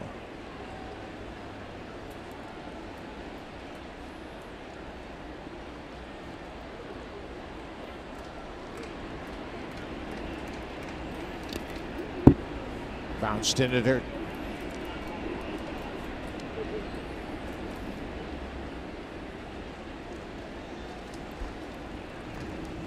Just up over 100 pitches now tonight for Marco, so this will probably be his last inning, but it's been a good outing for him.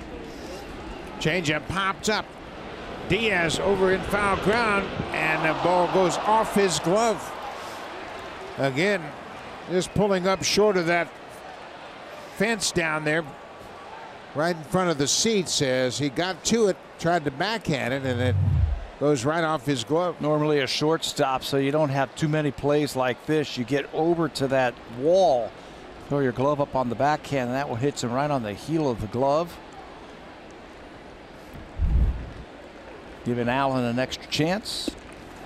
Estrada takes care of that as he strikes out Allen. Marco Estrada, a couple of strikeouts in the inning, but a 2-out home run by Yan Gomes has given Cleveland a 2-1 lead.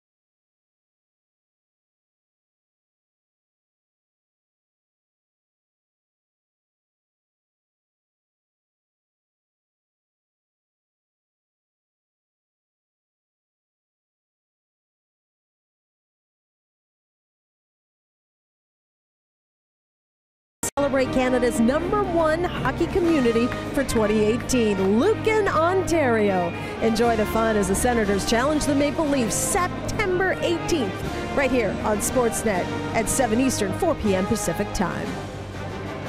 Thank you very much, Hazel. We are in the bottom of the 6th, and I've got to find one of those right there, Pat. I think that'd be good for maybe a special occasion, huh?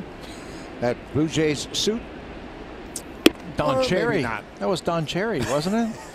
No, Grapes has better taste than that. Yeah, that's true. That's very true. Could wear it tomorrow. Is it tomorrow? It's the Star Wars? Star Wars, yeah. Bailey bounces it to third off the glove of Ramirez, and he can't handle it. He knocked it down when he went to pick it up. He dropped it again. If he picks it up with the bare hand, he still has a shot because that ball was hit so hard by Luke. He knocked it down with the glove. You can see him talking to himself right now. Knocks it down, and now he reaches for it. If he comes up with it, he's got a shot, but he doesn't come up with it. Blue Jays have the leadoff hitter on. Bailey credited with an infield hit. That's the way the Blue Jays start this 6th inning. Billy McKinney, the leadoff man, he's 0 for 2.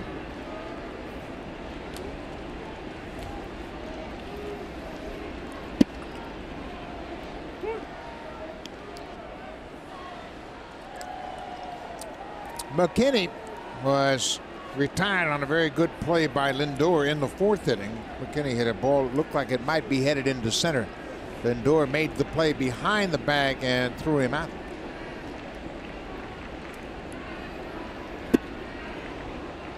Good shape to that breaking ball. Yeah, it's got side drop. Drops at that 45-degree angle.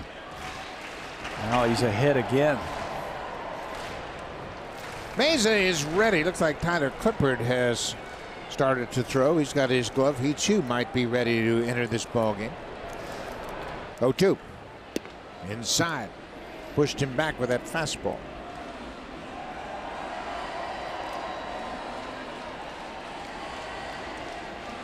Carlos Carrasco has allowed a run on 3 hits, and he's recorded 9 strikeouts.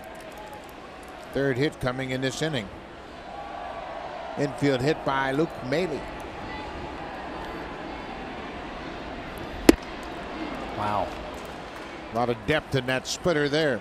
10 strikeouts, 1 out. Let's check in with Jamie Campbell.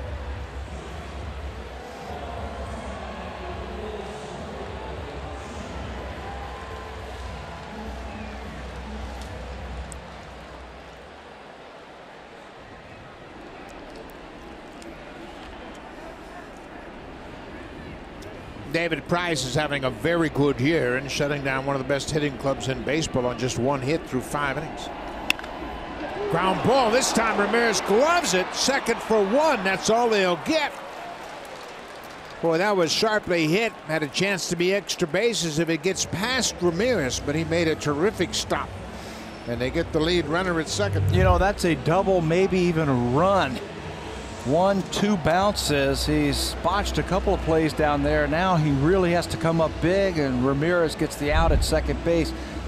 Cleveland took their time. They knew they weren't going to turn 2. Ramirez sets his feet, makes a good throw to Kipnis to get that lead runner. That's how you come back after missing 1 last inning. He's a terrific player that's had a couple of tough plays tonight.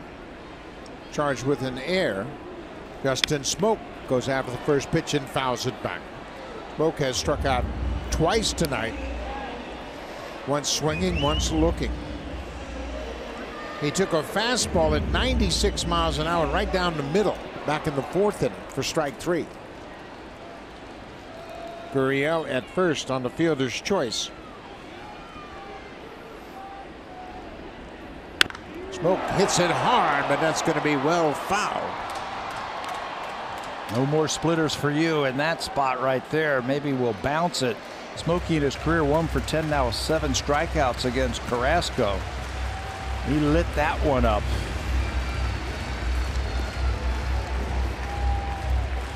Bottom of the 6th inning, the Indians continue to play Smoke in that dramatic shift.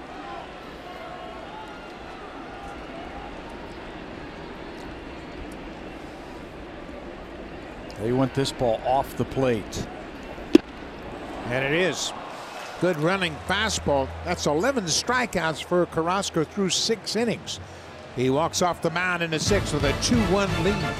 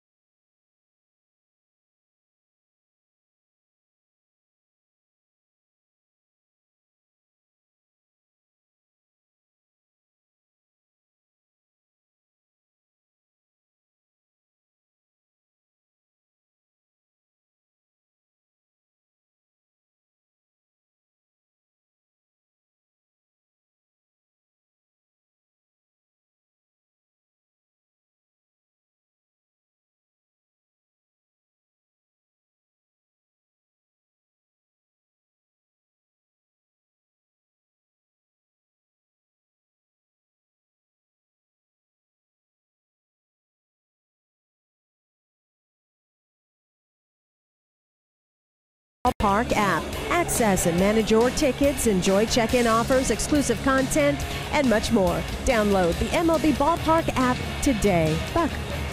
Thank you very much, Hazel. We've got a new pitcher into the ballgame for the Blue Jays. It's the left-hander Tim Mesa making his 26th appearance. Mesa has thrown the ball very well over his last 8 outings. Yeah, 8 scoreless outings covering 8 2/3 innings with 8 strikeouts. He's only given up 2 hits.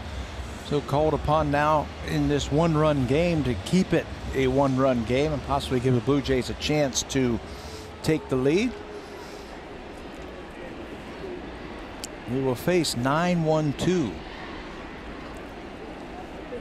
Good start for Marco Estrada. He's on the wrong side of a 2-1 ball game. Marco threw the ball very well tonight. Estrada, 6 innings, 2 runs on 5 hits. He walked 2 and struck out 5. Estrada threw 103 pitches. Had good command, had a very good changeup tonight. Marco threw 100 pitches for the first time since June 22nd. He had command of all of his pitches. The home run Yan Gomes hit probably was a ball down. He stayed down and golfed it over the fence and left.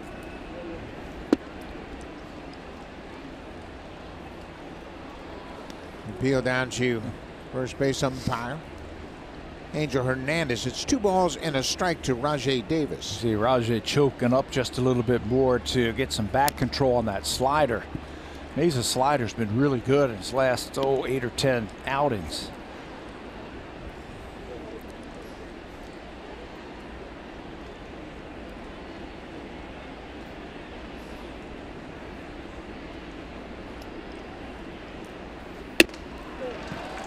Big strikeout for Mesa. That's one thing that he has been doing consistently.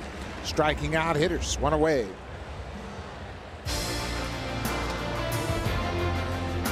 The 2018 Civic Type R, like no Honda you've ever seen.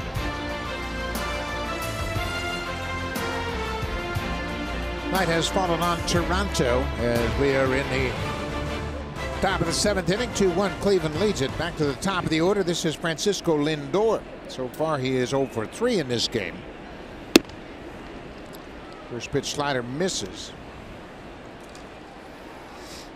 Blue Jays electing to turn him around to face a left-hander, and he's got better splits against left-handed pitching this year. Versus left-hander, Lindor's hitting .360 this season with 6 of his 33 home runs. Lindor has faced Mesa in the past. He's 0 for 1. That's that good slider. Boy, his slider has really developed this season. It's gotten tighter. The spin has gotten tighter, and he's gotten bigger movement on it, and he's not missing with it now.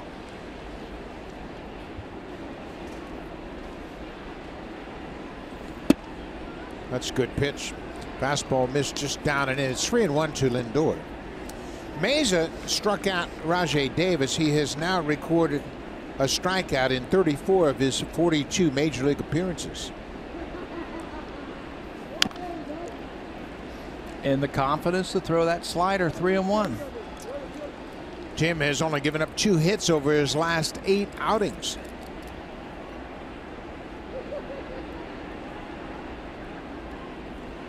Pete Walker has really been pleased with the development of some of these younger pitchers. Lindor draws the walk. Missed with that fastball up and away.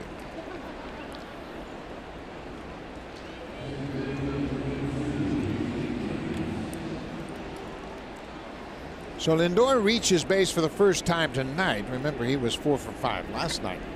He's 0 for 3 with a walk tonight. That's the 3rd walk issued to Cleveland tonight. Lindor's a threat to steal. He has 22 stolen bases this season.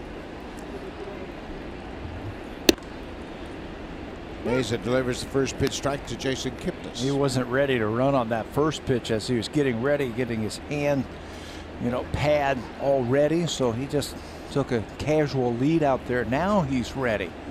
See that red sock, if you will, on his hand? That's a sliding pad. A lot of base runners wear that mitten. We have seen Kevin Pillar use that to protect their thumbs and fingers with the head first slide. The surprising thing is that he didn't call timeout until he was ready to take his lead. He's ready now. He's looking in to see what the sign is. See if he can go on an off-speed pitch. Not running. Up and into Kipnis. 1 ball, 2 strikes. Batters will do that every now and then. They'll take their lead over at first base, and they will look in and see if they can see the catcher's sign. Maybe steal something.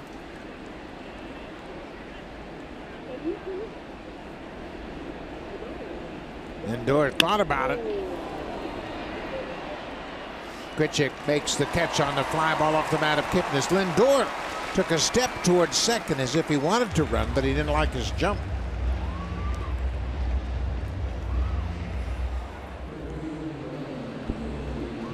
You mentioned the base runners at first base, how they will get out there, take a big lead, and see if they can't pick up on the pitch. Breaking ball is always a good pitch to run on because there's a 50-50 chance it's going to end up in the dirt. Yeah, it takes a little bit longer to get there. A little bit easier now with a right-handed hitter. You don't have that lefty blocking you. One way to combat that, if a guy gets out there and he's starting to peek at those signs from the catchers, the step-off, pick-off play. Just step off and fire that ball over there. Lindor just drew that throw. He knew Meza wasn't quite set, so he took an extra step towards second.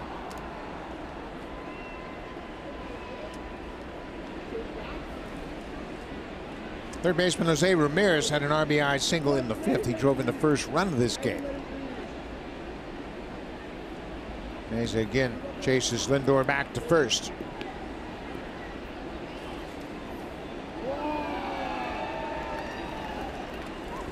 Ramirez hitting for a higher average from the right side of the plate than the left side.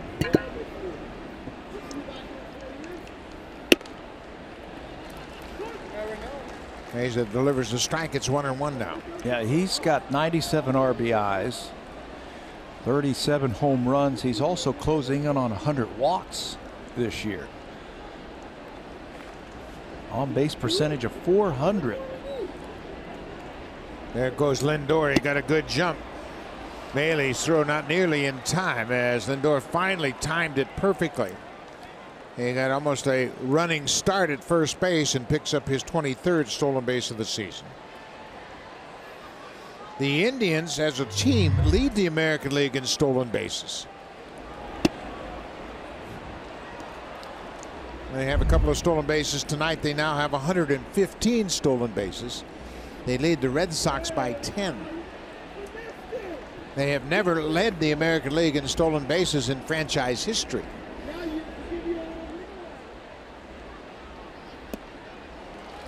Ramirez swings at that good breaking ball.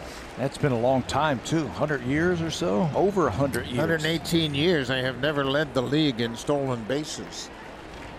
Of course, the stolen base not the weapon it once was. Rajay Davis, he's the master of picking up those stolen bases. They've got 4 players now in their lineup with at least 15 stolen bases in tonight's lineup. You got that power, speed, on base percentage, gives that guy a lot of chances to drive in runs. 3-2 pitch, 2 outs. Ball 4. The breaking ball down and in, and they appeal down to first as to whether or not it might have been a swing, but it's not. It's ball 4 to Ramirez. So Edwin Encarnacion is the scheduled batter. John Gibbons coming out of the Blue Jays dugout. Tyler Clippard, the right-hander, will come into the ball game. So Meza gets a strikeout, walks 2. He'll turn things over to Clippard, as Clippard will face Encarnacion, trying to keep it a 1-run game.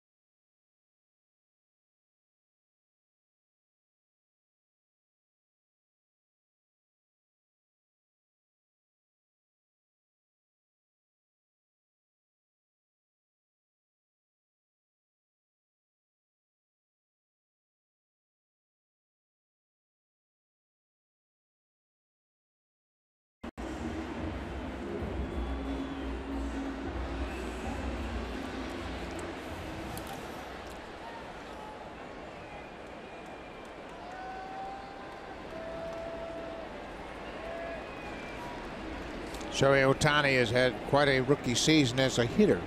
Tyler Clippard comes into the ballgame with 2 on and 2 outs, and he will be making his 66th appearance, and he draws a tough customer in Edwin Encarnacion. He's had a good year, 4-3, 382 earned run average, and he's got to face a guy who has been an RBI machine for a lot of teams over the years.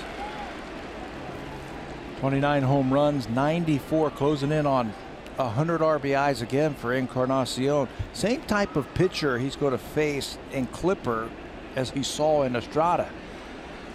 He was 1 for 3 against Marco tonight. Great changeup from Clippard as he starts him off with that change to get ahead. Clippard has been using his fastball very effectively of late. There he throws it at 91, and Angel Hernandez said no swing, so it's a ball and a strike to Encarnacion. Edwin has driven in 100 runs 5 times in his career. He did it all 5 times, all 4 times with the Blue Jays, and last year the first time with Cleveland. Drove in 107. He's got 94 as we speak.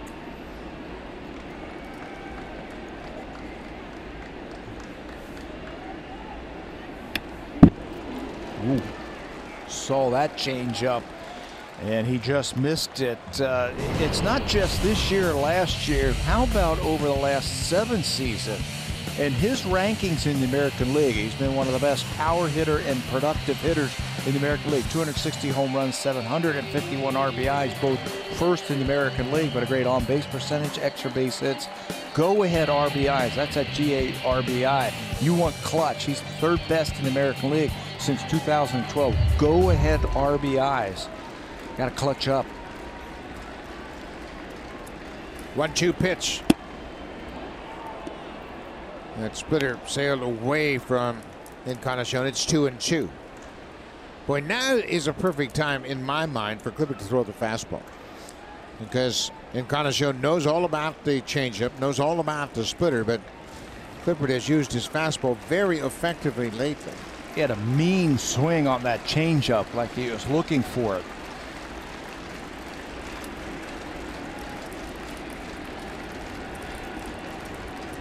Two pitch. They got him. Encarnacion strikes out. Looked like the splitter from Tyler Clippard. So Clippard comes into the ball game, inherits a couple of base runners from Tim Mesa, and is able to strand those 2 base runners. There's the split grip and a very good splitter to end the inning. We'll go to the bottom of the 7th. It's still a 2-1 ball game.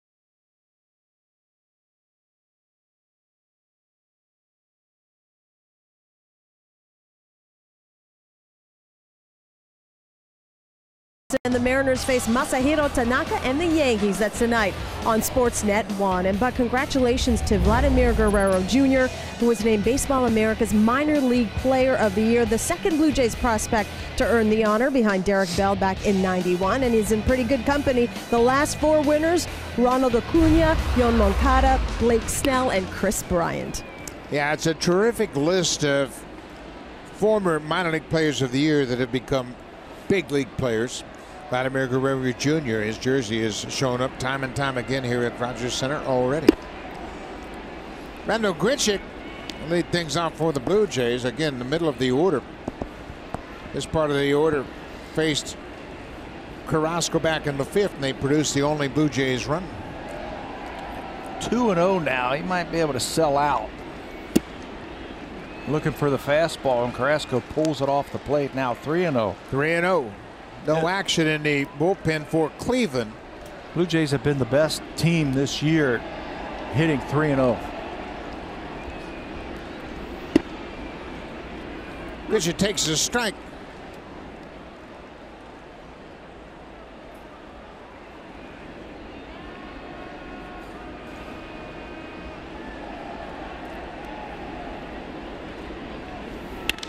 There's a line drive. Get down ball. This is going to go to the wall. Grichuk is around first. He's headed for second, and he'll reach there with a stand-up double. For Grichuk, that's his 26th double of the season, and it leads off the bottom of the 7th. You know, you fall behind a very good hitter in Grichuk, who has power, he can start to sell out on the fastball. And he gets a 3-1 fastball. They wanted this ball off the plate, but it leaks back over the plate. And watch this ball come off the bat. Wham! Line drive. Exit velocity over 100 miles an hour into the outfield for extra bases. He's got a quick bat. That produces a lot of line drives. Rowdy Tellez doubled his last time up. Drives this one up the alley, and that's going to get down. Grichuk's going to come in to score. Tellez is a doubles machine, his second of the night. Jumped on the first pitch, and he drives in the tying run. What a start for Rowdy Tellez. That is unbelievable.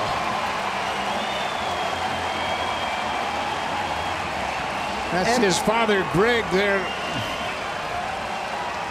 He has been here for the last 2 days, and Rowdy has put on quite a show for him. It's like he's been doing it forever at the big league level. This is a backup slider from Carrasco. Watch how he calmly just rifles this ball by the center fielder for extra bases, tying up this game. Not a lot of extra movement. You don't want a lot of movement or that ball's going to beat you. A very simple load and explode.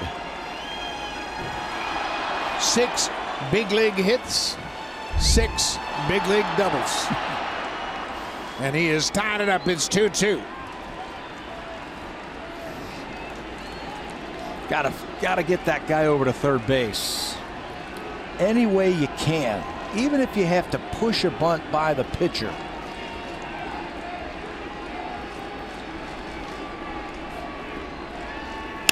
Pilar hits a fly ball to left. Rajay Davis is going to make the catch. Pilar's out on 1 pitch. Kevin Pilar going after that first pitch. Tellez has to hold his ground at second.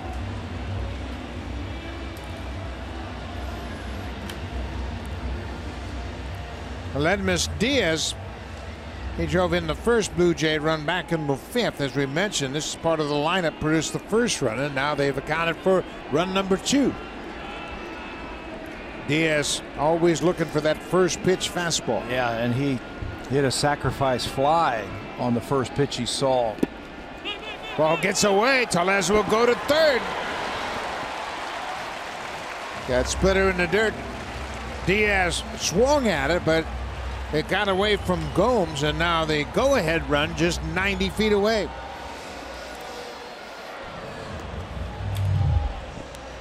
There's the split grip. Yan Gomes has caught everything tonight, but tries to backhand that splitter this time. He tries to backhand it, pick it, and it goes to the backstop. That'll bring the infield in now. Got to get a ball in the air.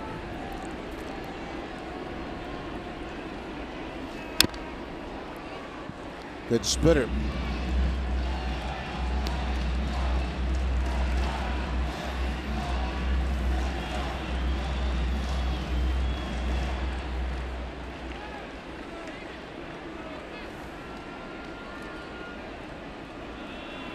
Rowdy Tellez at third. His second double of the night. Good take. You got a strikeout pitcher on that mound in Carrasco. He's got 11 strikeouts tonight. You got to shorten up your swing, and you got to make contact.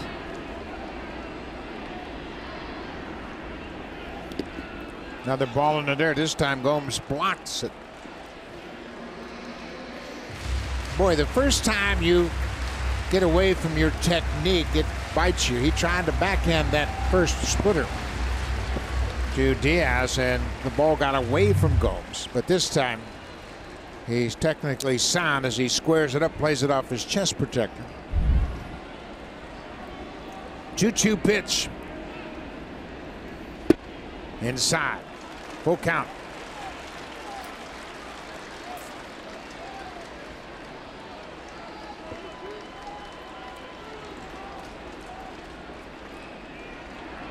Richard Urania is on deck.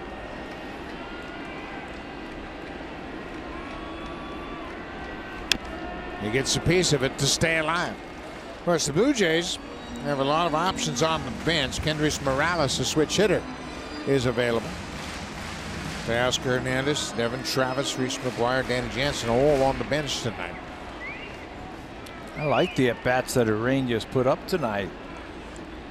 He has really battled Carrasco. Jonathan Davis as well. Dwight Smith Jr., lots of bats on the bench. Diaz thought it was low. That hard slider out of the bottom of the zone. Now there are 2 outs.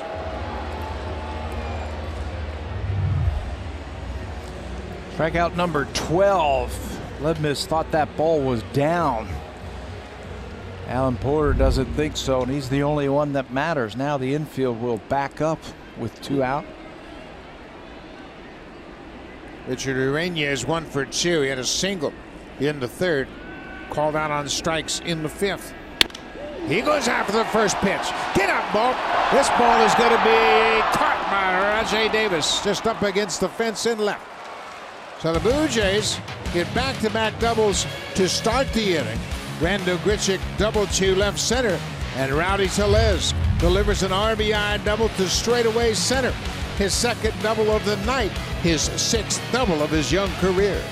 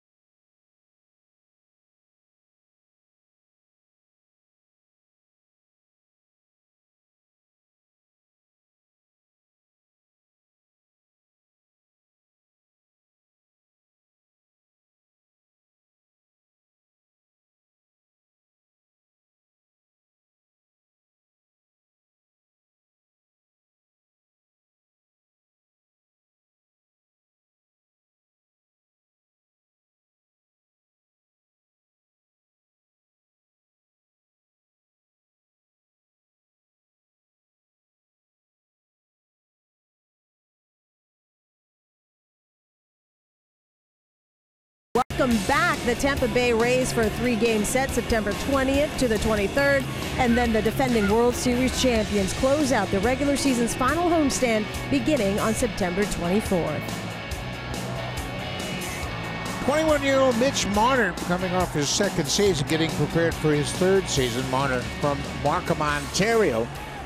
He's a terrific forward in that very dynamic Leafs offense. Lots of speed and a lot of young players on that Leafs team. Looking forward to a great season this year. 2-2 ball game now into the 8th inning. Ryan Tepera will take over. This is his 60th game this season for Tepera. He's working on a nice little streak of 9 consecutive appearances without giving up an earned run. Last time he gave up an earned run was back on August the 11th versus Tampa Bay.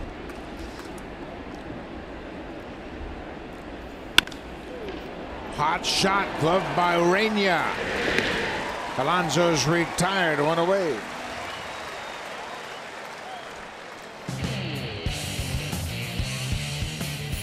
Beauty Tone is the official paint of the Toronto Blue Jays. Only available at Home Hardware. Here's how.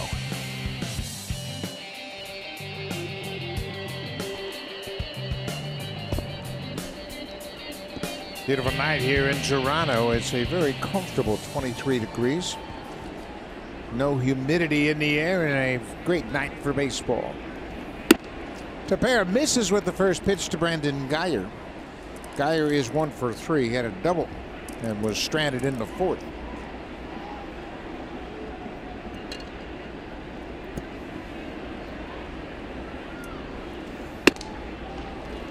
Right at the top of the zone, ball on the strike. Marco Estrada started. We'll end up with a no decision. He gave up 2 runs on 5 hits. He pitched very well tonight.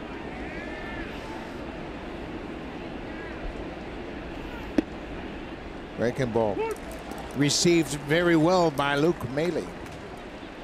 1-2 now.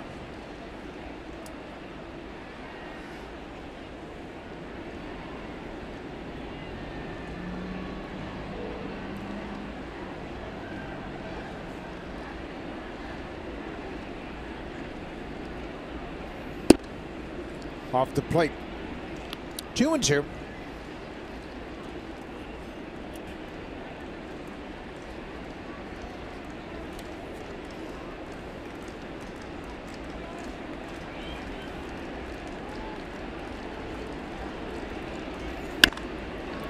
Pulled foul into the seats. Geyer's been a pesky type of hitter against the Blue Jays, going back to his days when he was with the Tampa Bay Rays. Oh, he's battling, putting up good at bats.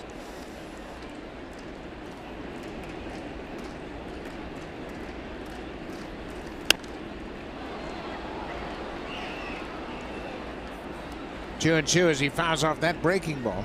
Getting a chance to play tonight. Normally Michael Brantley will be playing in the outfield in his left-handed bat, but he is unavailable to start, at least play in the field, because of that ball that he fouled off of his foot. So Brandon Geyer getting a chance. He had a good game yesterday and he's done well tonight. Well, that's a good take. Laid off that hard breaking ball. It's a full count now.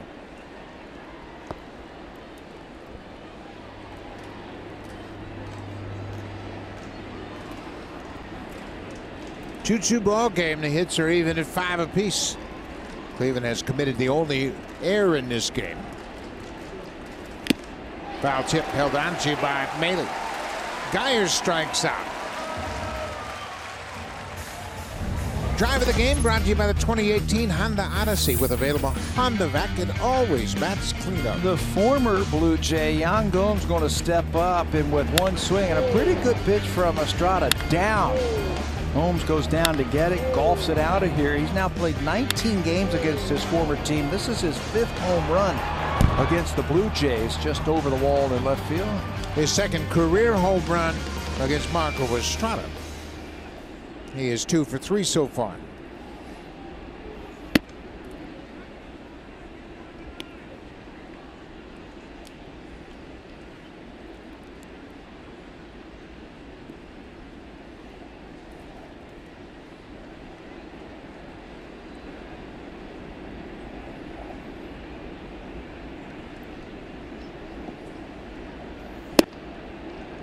Just off the plate, it's 2-0.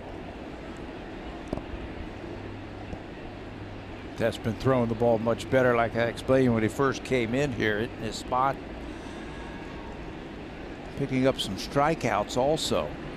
He's only given up 3 hits in his last 9 appearances. With pitches like that, you can see why. A little 2-0 breaking ball. Now, Ryan had a little stint on the DL when he had a little bit of an elbow issue, but he was on there for a short time, came back and was throwing the ball very well. He's had his 2nd straight very good season. And he came into his own last year. Pulled that fastball off the plate. 3-1 to Gomes.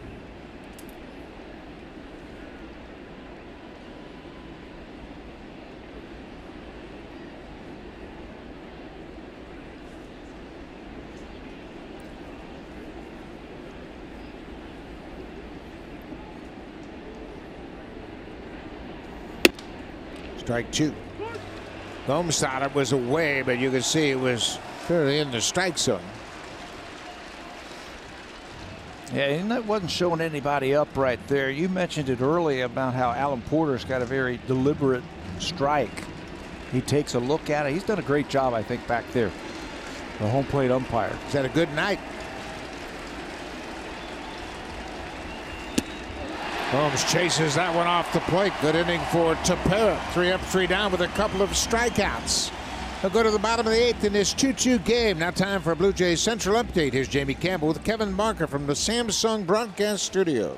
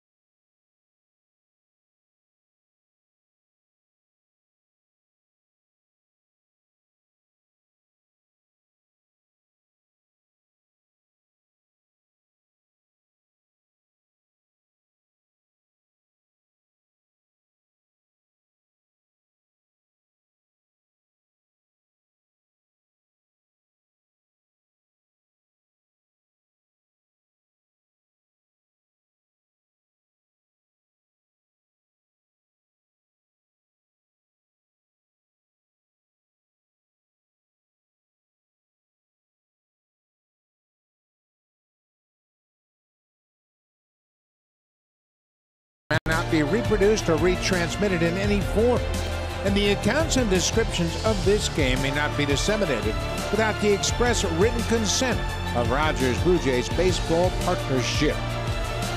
Rowdy Tellez quickly becoming a fan favorite here in Toronto. 6 doubles. All 6 of his hits have been doubles. Gonna have a pinch hitter right here. Kendrys Morales will come on to bat for the catcher Luke Maile to start the bottom of the 8th. That's something that the Blue Jays have on their bench now with rosters expanded. Veteran hitters with some pop.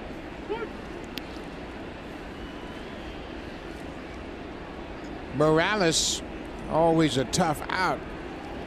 Morales has a lot of at-bats against Carrasco. He's just 3 for 21. Of course, Morales played in Kansas City for the Royals and got a lot of chance. One of those hits is a home run against Carrasco. He's behind now very quickly, 0-2.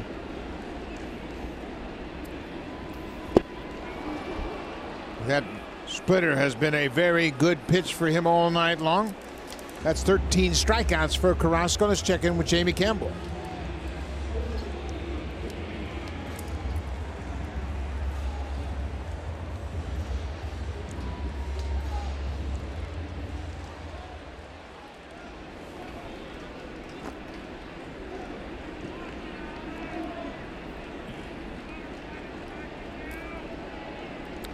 Nola's doing his part. 3 runs on 3 hits over 7 innings. Billy McKinney goes after the first pitch. The Phillies haven't scored many runs lately. The home run by Hoskins is 28. Do they feel it starting to slip away?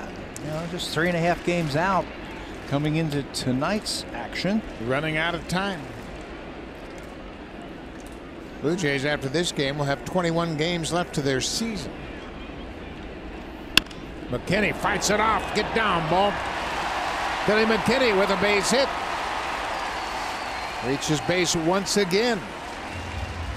Continues to get on base, top of the order out of that leadoff spot. Veteran lefty Oliver Perez has joined Neil Ramirez.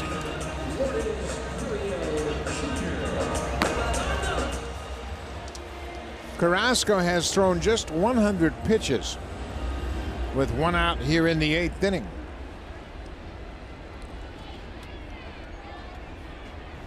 .100 pitches, 74 strikes. That's how impressive he's been tonight. 74% strike efficiency.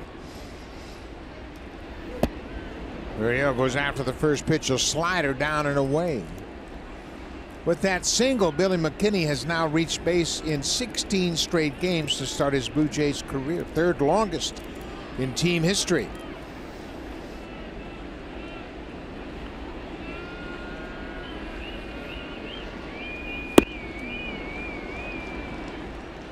Carrasco hasn't lost a thing off his stuff. Nothing. From the first pitch into that last pitch, he's had everything working. Blue Jays have had to scratch and claw for every run, every hit that they've gotten tonight. Got a chance to take the lead now, the runner at first base. Lays off that pitch. Carrasco's season high in pitches, 117, way back in May at Milwaukee against the Brewers. That was the big strikeout game that he added in that outing. 14 strikeouts in that complete game for Carrasco. Terry Francona, their magic number to clinch the division is 7.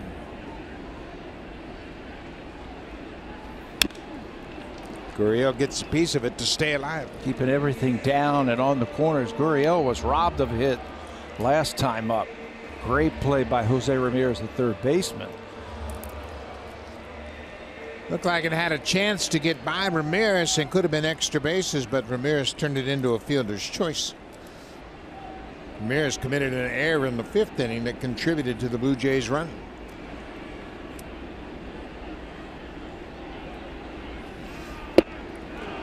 Gurriel strikes out. That slider backed up on him. 14 strikeouts for Carrasco. That ties his season high. Third time tonight that he's gotten Gurriel, the backup slider, on the inner half, and Lourdes comes up empty.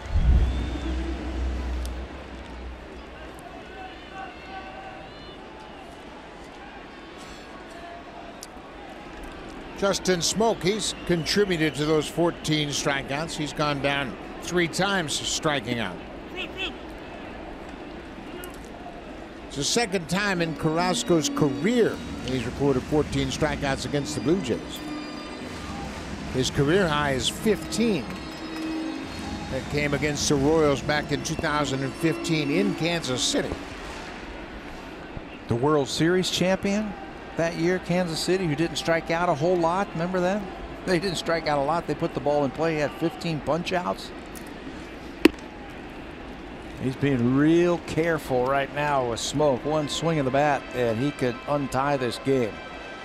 So he's being very careful.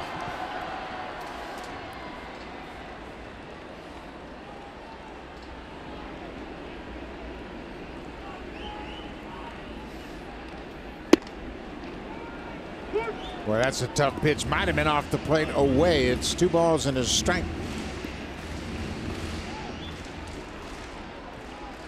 The Blue Jays have had 61 home runs in the 7th inning or later. That ball looked like a ball outside. Yeah. There's ball 3. Doesn't want to come in. He probably knows those numbers you were just talking about, all those late home runs the Jays have hit.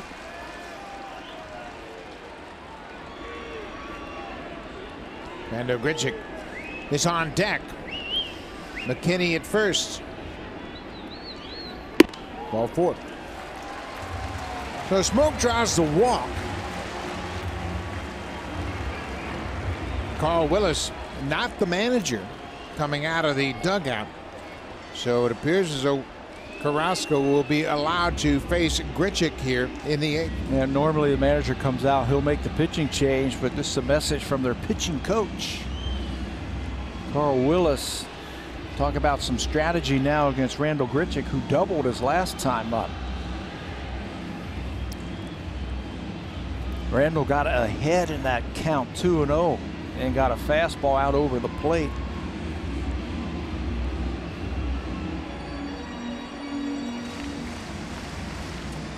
Randall has 19 home runs for the season. He's hit 7 home runs from the 7th inning on. One shy of 20. That would give him 3 consecutive 20 home run seasons. I'll take that right now.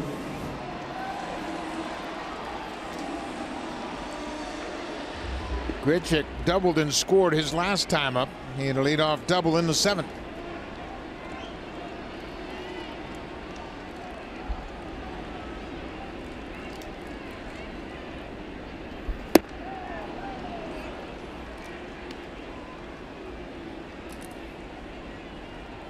That slider's been there for him all night long. And the fastball and the splitter. That's how you get 14 strikeouts. Rowdy Tellez would love to get an at bat here in this inning.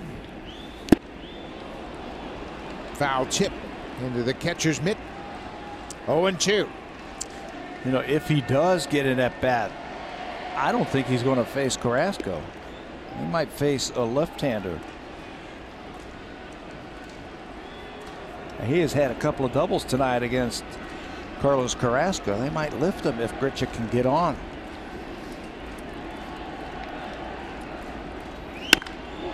Hot shot, gloved by Ramirez. He steps on the bag just ahead of Billy McKinney. Jose Ramirez made an error earlier in the game, but he has saved a couple of extra base hits for Carlos Carrasco. Billy McKinney is forced out at third. The Blue Jays leave a couple on here in the bottom of the 8th. We'll go to the 9th. It's a 2-2 game.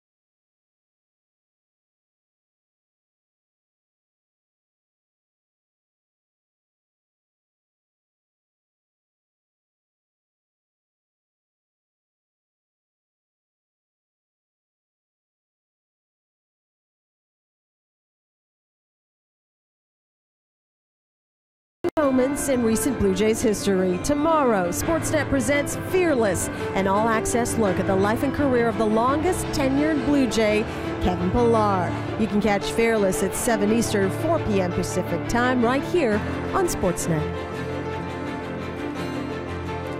Ken Giles comes in to start the top of the 9th inning in this 2-2 game.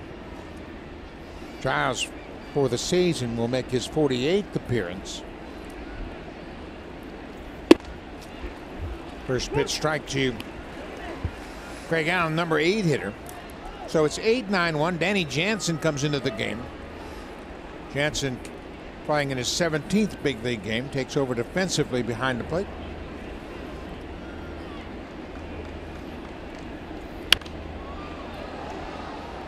Here's that big fastball, 97 miles an hour. We showed on those stats that Giles is 19 for 19 in save opportunities, the only closer without a blown save this year. His job here, throw up a 0, win it in the bottom of the 9th. See if we can get a win for him. This is the 14th appearance Giles has made since the trade. There's that hard slider just inside. The only problems he's had pitching for the Blue Jays have come in non-safe situations. Craig Allen is 0 for 2. He was hit by a pitch and scored in the 5th inning. Giles has had much better command of his fastball lately. He's a 2-pitch pitcher.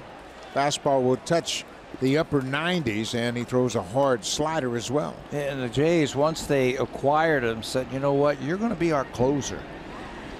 And they put him in that 9th inning role, and he has really responded for him.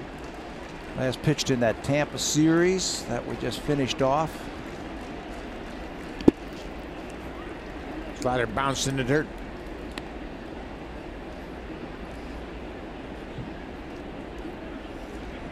Rajai Davis, the number 9 hitter, is on deck.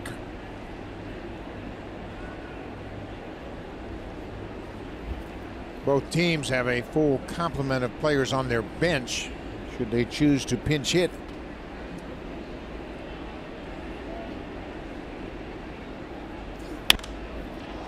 That's going to be out of play. Sounded like he might have cracked his bat on that one. That fastball on the outside part of the plate. He's not going to go test it. Didn't hit that one very hard. Like he hit it right off the end of the bat.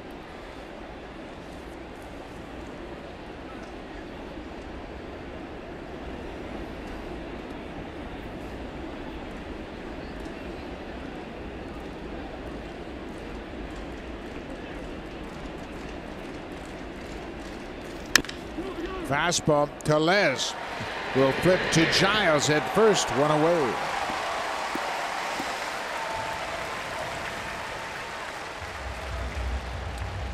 Rowdy Tellez playing in his second big league game. He is a good first baseman.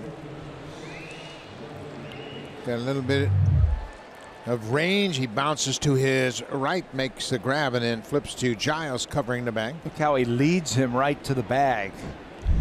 When you throw that ball, you want to get it to him where he can run to it, almost like you're leading a receiver downfield if you're a quarterback.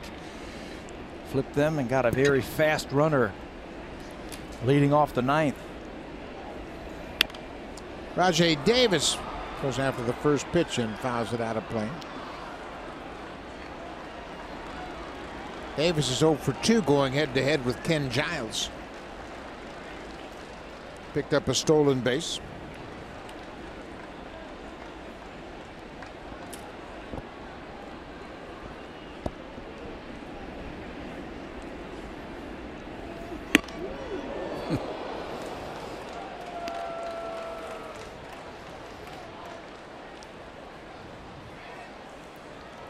.98 miles an hour is nothing new to Rajai Davis. He hit one of the biggest home runs in Cleveland Indian history on a big pitcher for the Chicago Cubs. Aroldis Chapman in the World Series. That was a pitch that was down and in. Rajai told me about that at bat. He says, you know what? That was the 3rd time I had faced Chapman in the series. And 100 wasn't that big a deal. So he got comfortable because he had seen him twice before in that series. He ended up hitting that big home run to tie the game. Right down the left field line on a fastball inside part of the plate. Giles has the same type of fastball. It's a good slider there. But that was in game 7, and it looked like the Indians were going to lose it, and then Rajai Davis, he electrified the crowd with that dramatic home run just over the fence and left. But the Cubs would come back to win it. What a night that was.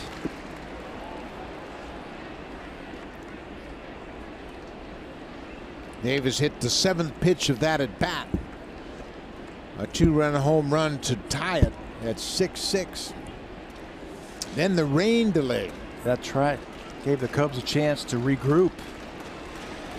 Well, 3-2 here. You don't want to walk him. You don't want to let him on because of his speed. Little chopper up the first base line, and that's going to be an infield hit. Boy, a very defensive swing by Rajai Davis, and that ball somehow stayed fair. Giles didn't have much of a chance to make a play. Davis was past Giles before he got to the baseball. Yeah, the only way I think they make an out here is if he gets over there, catches it, and the runner Davis is right there. But that ball hit in foul territory, and Rajai runs right by him.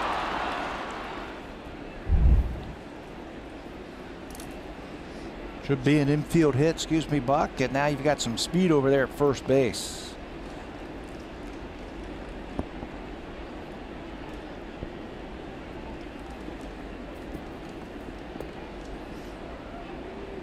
Giles checking on Davis. He has a very short lead. Now he's expanded.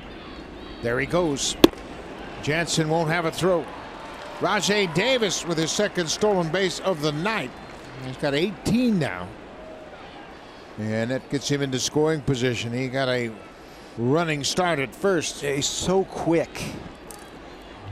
over at first base. Watch the speed, and he is right away into it. Danny Jansen was out here today working with Jason Phillips, the catching instructor, talking about the transfer from the glove to the hand. He said, I was working on trying to get the ball out of my glove as quickly as possible. And you got to be careful with Rajay at second base.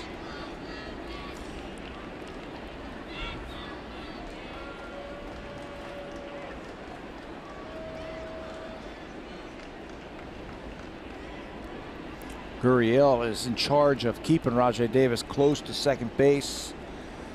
Ledmus Diaz, he can't get too far away from third base either.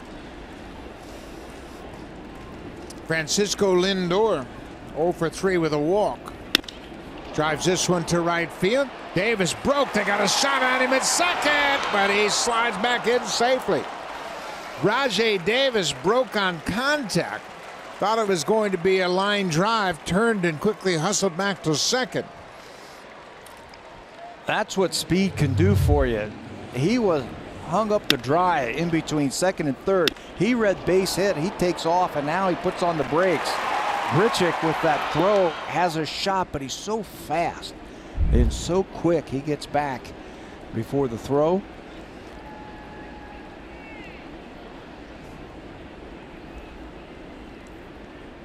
So now there are 2 outs. Jason Kipnis. Kipnis is 0 for 3 with a walk.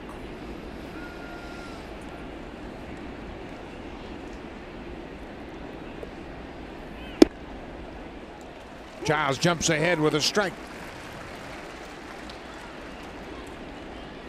Kipnis had the big hit in yesterday's game, 9th inning.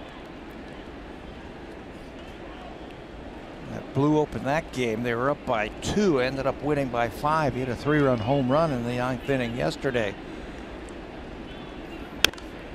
Popped up. Boy, Davis had a terrific secondary lead on that swing by Kipnis. He was halfway to third on contact. He's a great base runner. Not only a great base stealer, but boy, he's got great instincts on the bases.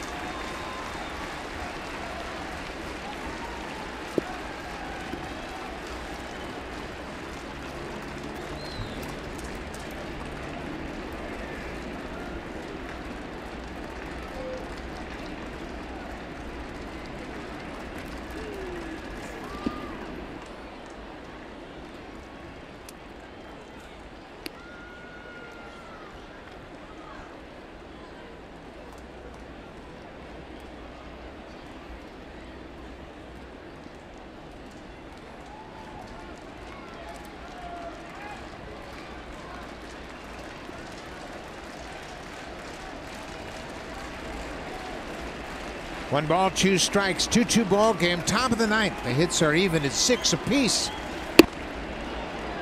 Close pitch inside. 97. And Giles certainly has all the weapons to be an effective closer. Well, yeah, first of all, that big fastball, and then really a wipeout slider. He's got a good slider when he's commanding and controlling it.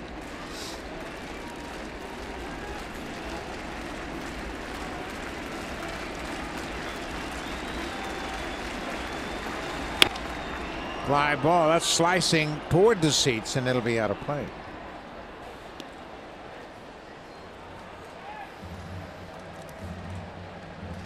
$26,830 on this Friday night. The Blue Jays will be back at it tomorrow afternoon. It's a 4 o'clock local start, Sunday afternoon as well. Just after 1. 2 balls, 2 strikes, 2 outs.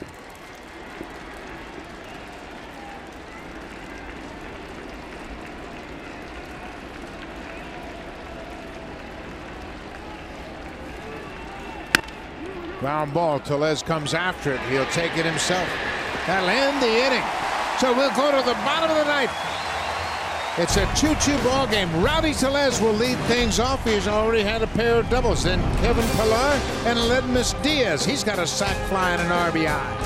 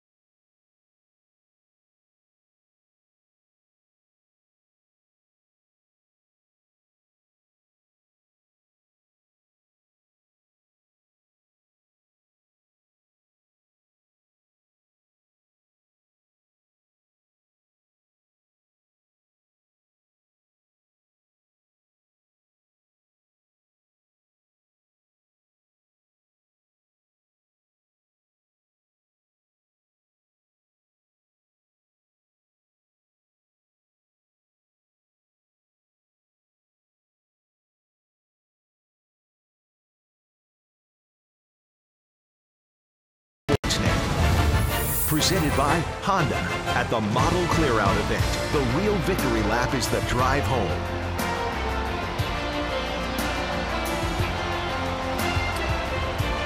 Rowdy Tellez has doubled. His first 6 hits as a big leaguer have all been doubles. Only Carlos Gonzalez of the A's in 2008 has more first hits as doubles than Rowdy Tellez. And he'll face a lefty in Oliver Perez. Hit another one. You're going to have to do it against the veteran Oliver Perez, who first showed up in the big leagues way back in 2002 when he was with the Padres. Now he is a lefty specialist. An ERA microscopic 105, just 25 innings this year. He gets a lefty in Rowdy Tellez. Tellez waves at that first breaking ball. Oliver Perez in his 16th big league season. He's 37 years old. He's from Culiacan, Mexico.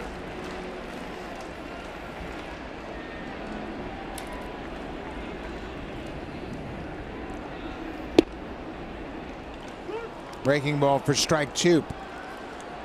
Perez, very funky. As you saw, he has the hesitation delivery. He's going to throw you a lot of slow breaking balls. Yeah, that's always been his best pitch for years, that hard breaking ball. Look at that. Tellez strikes out. Perez with the Louis Tiant delivery. Strikes out the first man here in the bottom of the ninth. That was the only assignment for Perez. Cool down the red-hot Rowdy Tellez, and he did. He strikes him out. So Terry Francona will go to the bullpen. So we'll have a pitching change with 1 out here in the ninth. It's a 2-2 game. Oliver Perez gets his man. Neil Ramirez will come on to face Kevin Pillar with 1 out. It's a 2-2 game.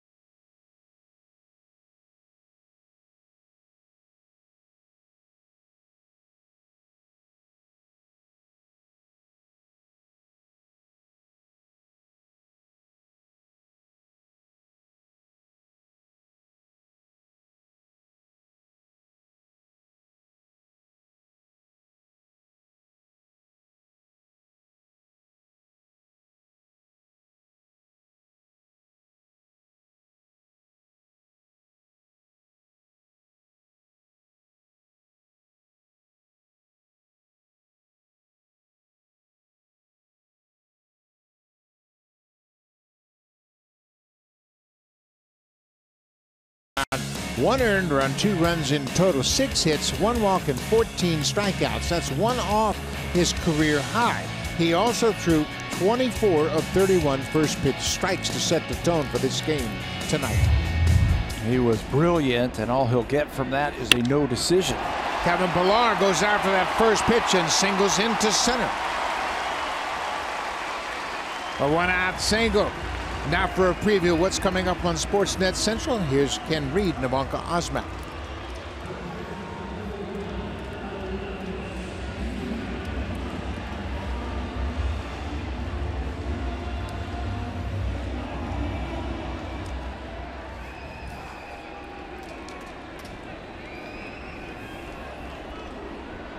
Thank you very much, Ivanka. That'll be a great watch to watch Steve Nash being inducted in the Basketball Hall of Fame.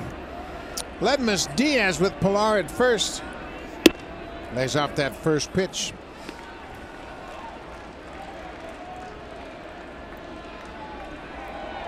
Neil Ramirez has been around. Started his career in the big leagues with the Cubs in 2014. Spent parts of 2 seasons in Chicago. Yeah, former first-round draft pick of the Rangers, was a starter when he was in their organization, and he's pitched exclusively out of the bullpen at the big league level. Blue Jays were timing up his move home, how long it takes. Now they've got a little bit of information if they want to send Pillar at first. Diaz takes a strike. It's 1-1.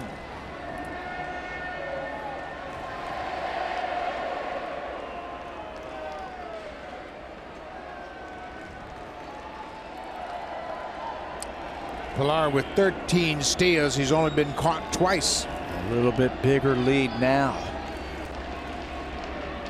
Dive back in ahead of the throw. Pillar's at his best if he can get a walking lead. Ramirez has done a good job of making him stop.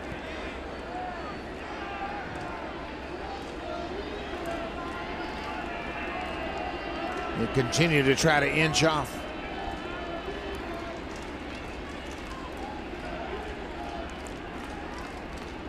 There he goes. Fouled off at home plate. He had a pretty good jump that time. Yeah, and he picked on a very good pitch to run on, an off-speed pitch from Ramirez. It was going to be down. It was going to be low. A tough ball for Yan Gomes, the catcher, to throw on. But too close to take for Ledmus Diaz. That ball, he's going to have to wait for that ball and let it get there. He can't come out firing like a pitch out or a high fastball. And Pillar got a good jump.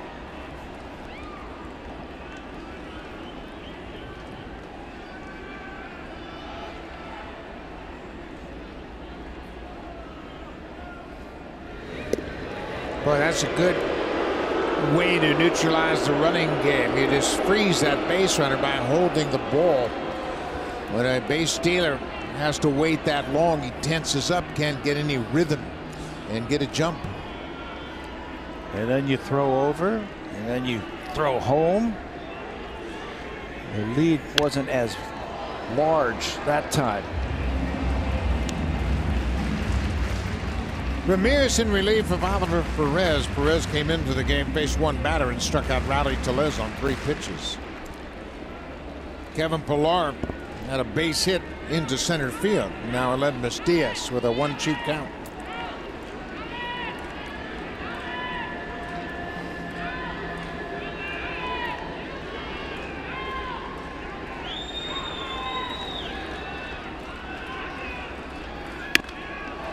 Little looper down the left side. That's going to drop foul. Diaz fights it off to stay alive. Yeah, I think if you're the runner, Kevin Pillar, as he goes back to first base, you're thinking first to third. If there's a base hit in the outfield, they're playing just a couple of steps deeper now. They don't want any ball over their head or this game is over. So you pick up on that fact that they're playing a little bit deeper. And you're going to try and get to third base with less than 2 outs on any single into the outfield. 1-2. There goes Pilar. Fouled straight back. He got another good jump. Ramirez unloaded in a hurry, but Pilar timed it up.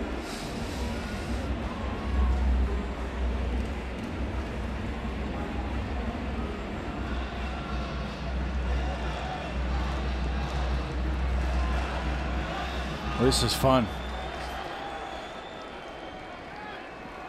The one-on-one match between Diaz and the pitcher, Pilar and the pitcher, trying to figure out his move over to first or when he's going home.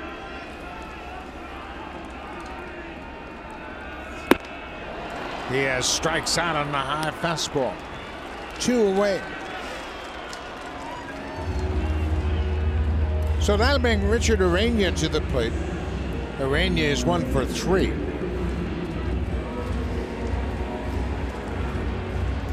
He drove a ball deep to left field his last time up. Chased Rajay Davis right to the fence in left field. That ended the 7th inning.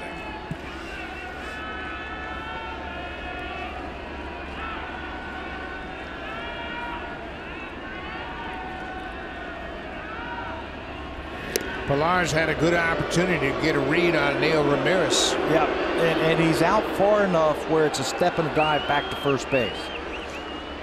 It's a good time to go. You got a left-handed batter that blocks that vision a little bit of that catcher.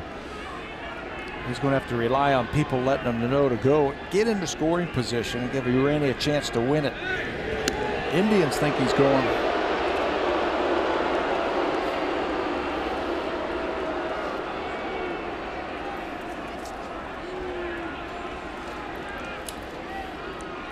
Yan Gomes running the show back there.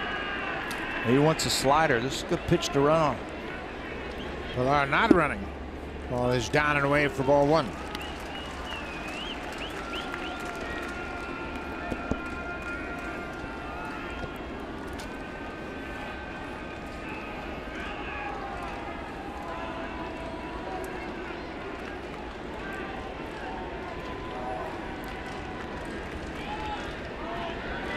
Pilar's going. Swing and a miss. Throw from Gomes short in the dirt. Pilar's breaking for third, and he'll get there. So Kevin Pilar with a stolen base, his 14th, and the error will be charged to Yan Gomes. That's his 9th of the season.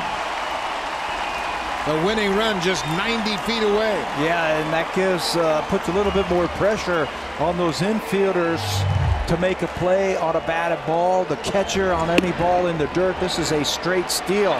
An aggressive slide in the second base by Pilar, and when the ball gets by Lindor, Kevin can move up to third base. Blue Jays have had 7 walk-off wins this season. Their last walk-off win was July 20th when they walked off the Orioles in 10 innings. That too was a Friday night.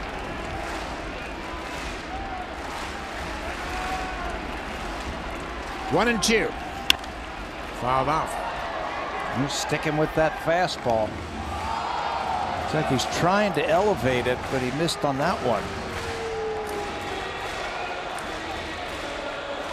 Blue Jays have out-hit the Indians 7-6.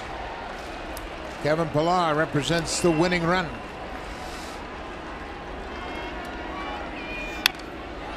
Another good cut by Urania.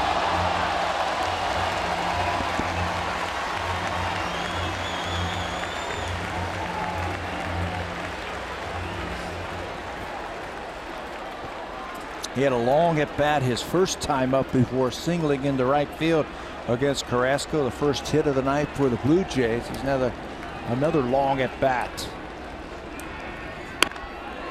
Pulled foul. He's hanging in there.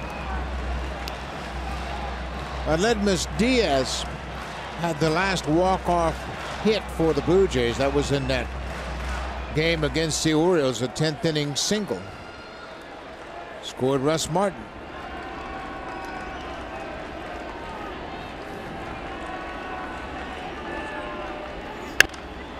Popped up. Center fielder Greg Allen coming in. He waits for it. That'll end the bottom of the ninth. We'll go to extra innings. It's a 2-2 game.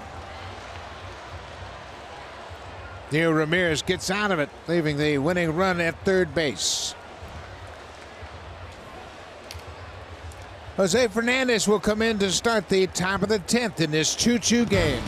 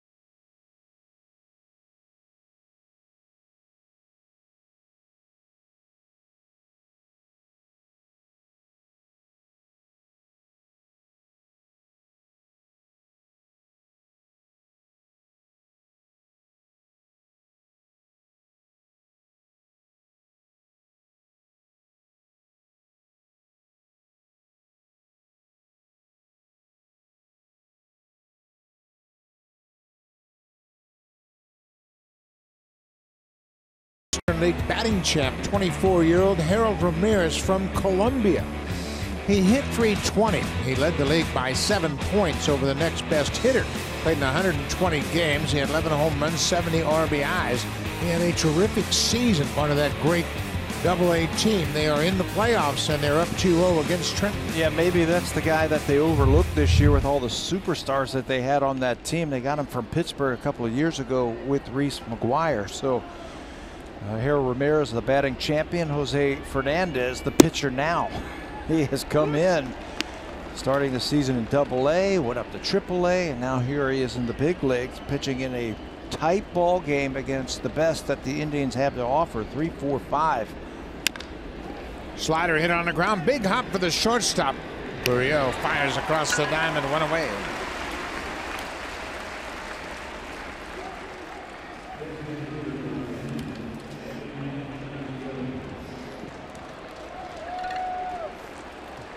Jose Fernandez has done a nice job since coming up from the minor leagues, and he's got his hands full right now.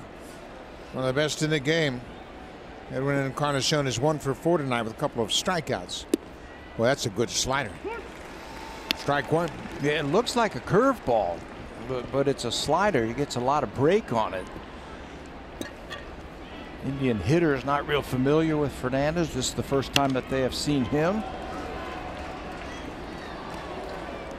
It's got to be a thrill for Fernandez. He, like Edwin Encarnacion, from the Dominican Republic, and he pitches in winter ball. But this has to be one of the guys he's looked up to as a youngster. Slider popped out of play.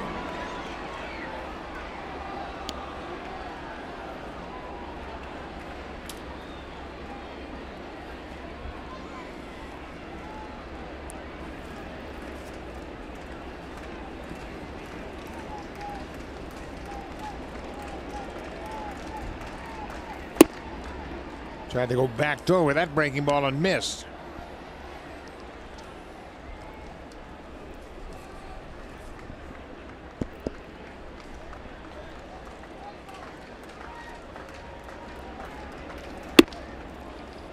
.95. That's a legit fastball. Yeah, plenty of fastball. Now it's the pitch right here. You want to get him out with. Don't really want to run that count to 3-2.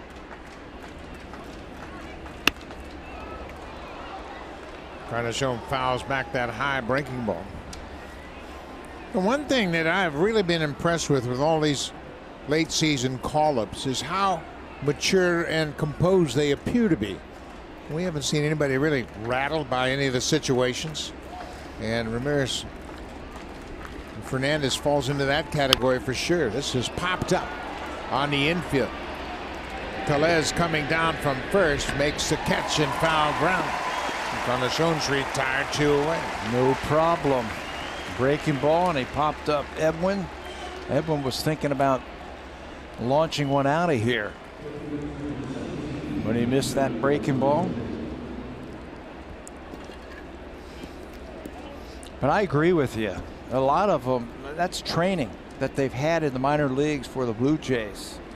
I think that's what Mark Shapiro was talking about today, about finishing off some of these players in the minor leagues, so when they get to the big leagues, they don't go back.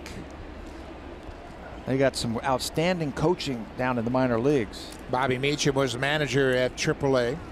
Mike Mordecai has worked a long time in the minor leagues. He's been with this staff all season long. But it's about building a team atmosphere. You develop players, but you build a team. And that's what the Blue Jays have on their mind. Bring in character players, bring in talented players. First and foremost, you got to have talent. There's a good strike. 2-1 now.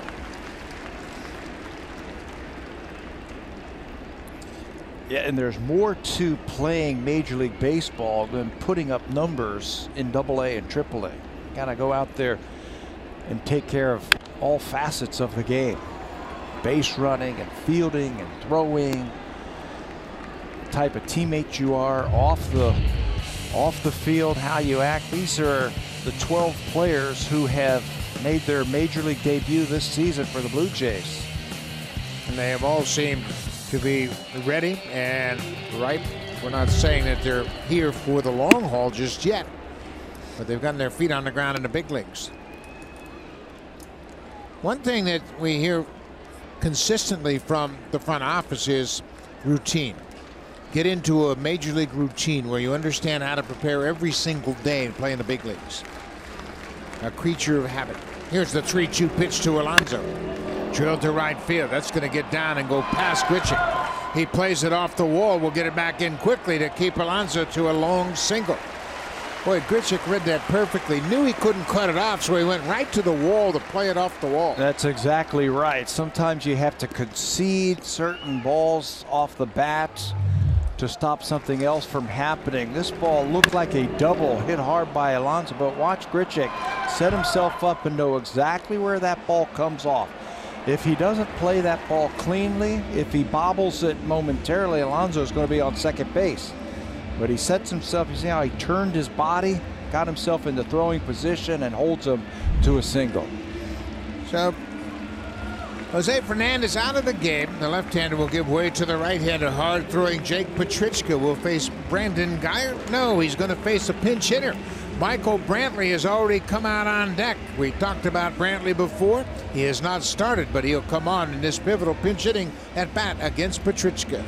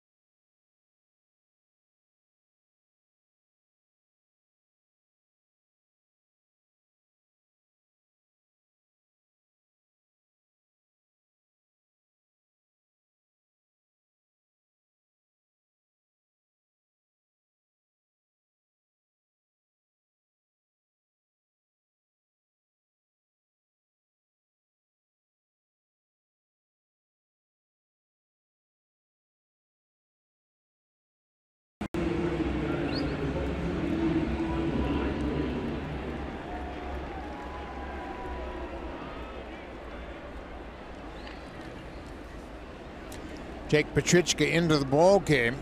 His 32nd appearance of the season. He's thrown the ball very well in the second half of this season. Facing the pinch hitter, Michael Brantley.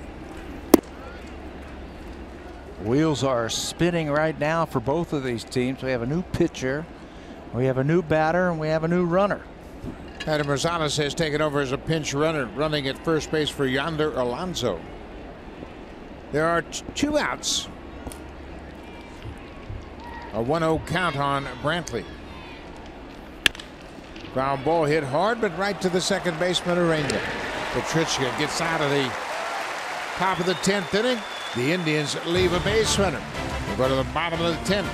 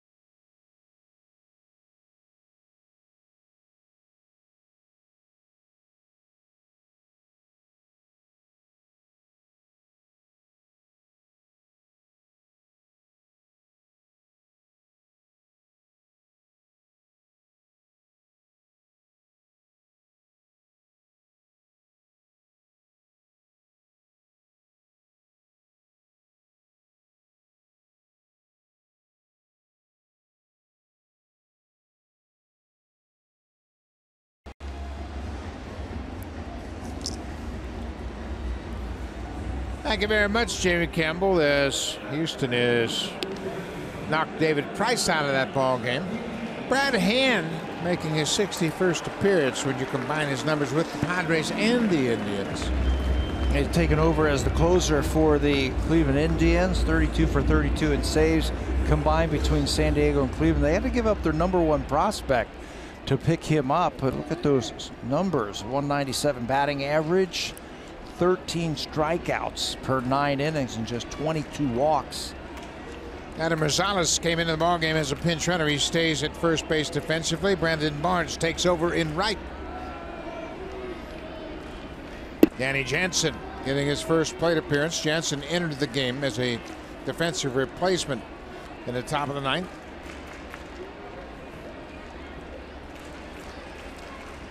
Blue Jays are 9-6 in extra inning games this season.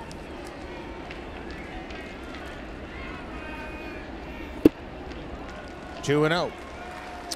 Hand is in his 8th big league season. He started his career with the Florida then Marlins in 2011. He spent 5 seasons with the Marlins. Then he went to San Diego, parts of 2.5 seasons with the Padres. And it seems like ever since he got there, he was parts of trade rumors. Jansen rips it into center field. A leadoff single for Danny Jansen.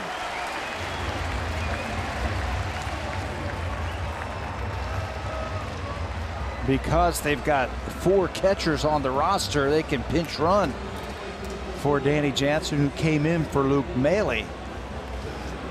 Jansen gets a base hit in his only plate appearance tonight, and he will give way to the pinch runner, Jonathan Davis.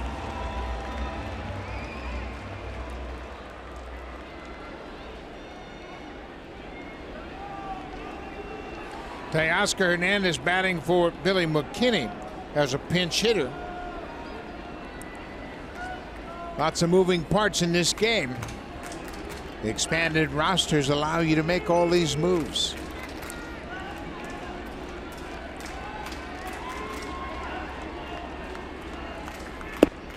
Breaking ball down and in for ball one.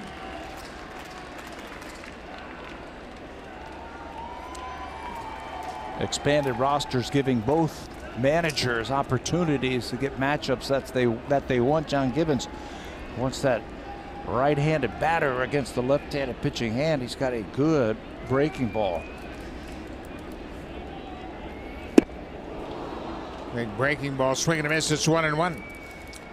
Jonathan Davis with the left-hander on the mound. Brad Hand. Davis has 26 steals this season, all in the minor leagues. He was caught 4 times. Tim Lieber, the first base coach, trying to help him out, but it's tough for a rookie to come in and feel comfortable about a left-handed pitcher.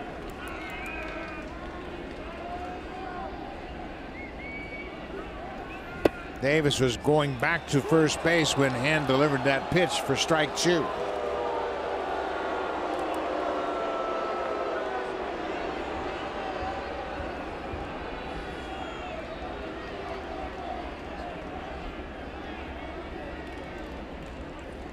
Hand's done a nice job of holding the ball and freezing Jonathan Davis. Yeah, just get out there and just freeze. Don't commit one way or another just yet. Hernandez strikes out. Another good breaking ball.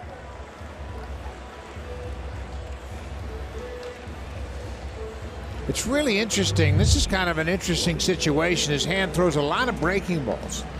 You can see Teoscar swings and misses, but as far as gambling on stealing a base, it's a pretty good chance you're going to get a breaking ball from Brad Hand.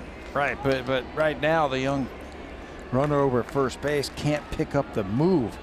Maybe you just go on first movement if you don't feel comfortable. There he goes. Gurriel went after the first pitch. He had a good jump. And got a breaking ball. And the ball is fouled off. He had that bag stolen easily. There he goes on first movement. Boy, as a hitter, you'd like to be able to let him run. He had a good jump. Looked like he was going to be in there, but Gurriel went after it and fouled it off. Gurriel is 0 for 4 with 3 strikeouts tonight.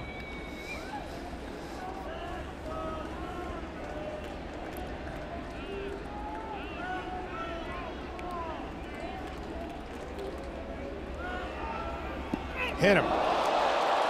Hit him right on the ankle.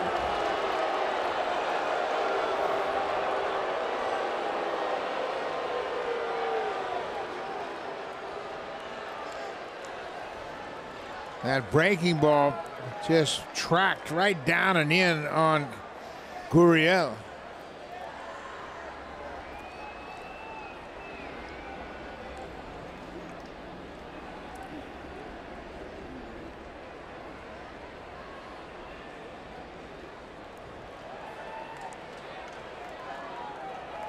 He's had trouble with his ankle earlier, made that awkward slide in Chicago.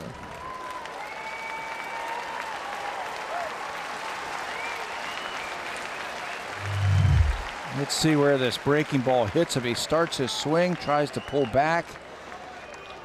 I think it got him maybe on the back of the calf or around the Achilles tendon area. See that shin guard, and it hit him right on the knob of that ankle. He's going to stay in the game. It was his left knee and ankle that he injured in Chicago when he had to go on a disabled list. But that one hurt. That bony part of your ankle exposed, not much protection there from that shin guard, and he will go to first base.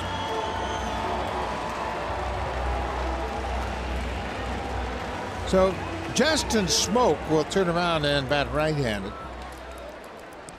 Smoke has struck out 3 times and he's walked. He's 0 for 3 officially. Blue Jays have struck out 17 times tonight. They have a chance to win it right here.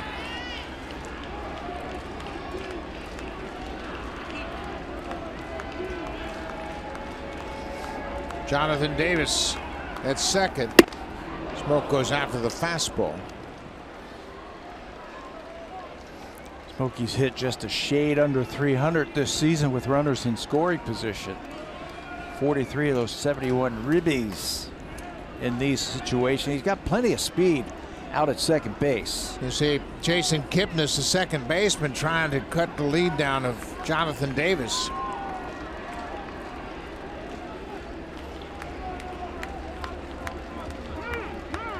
Smoke asks for time, and it's granted.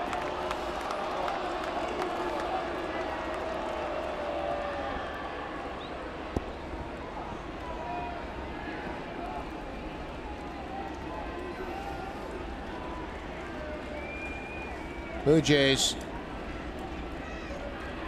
1 for 7 with runners in scoring position so far.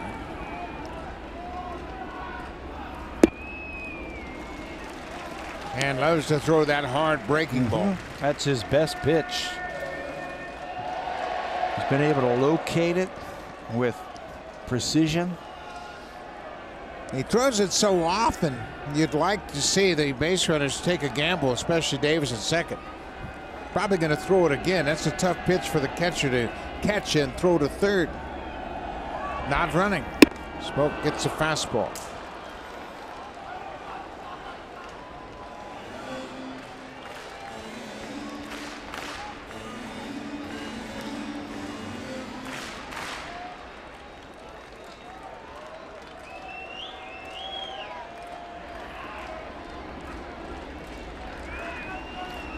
And had 24 saves with the Padres. He's picked up 8 since coming to Cleveland.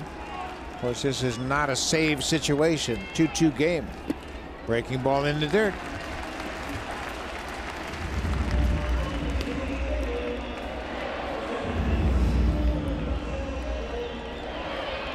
Smoke has never faced Brad Hand. Where you are in the lineup, you got to let him swing. You don't want to be running into any outs on the bases. You got Smoke and then Grichuk. They're hitting these spots right here because they're supposed to be RBI men.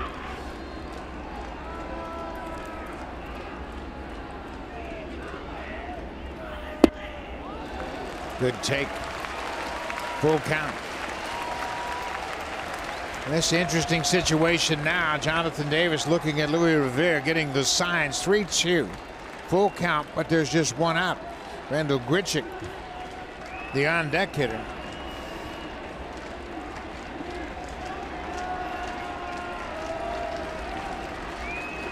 Grichuk knows all about Brad Hand. He'd like a shot at him tonight. Here's the 3-2 pitch to Smoke. Struck him out. Came with the fastball and strikes out Smoke, who strikes out for the 4th time tonight. So this sets up an interesting matchup. Brad Hand against Grichuk as you look at that 4-seam fastball to Smoke. He challenged him 3 times with that fastball. That 3rd time he will pick up the strikeout. He missed with the breaking ball 3 times, but didn't miss with the fastball that time. So Randall Grichuk, who is 3 for 5 with 2 home runs against Brad Hand, bats with 2 outs.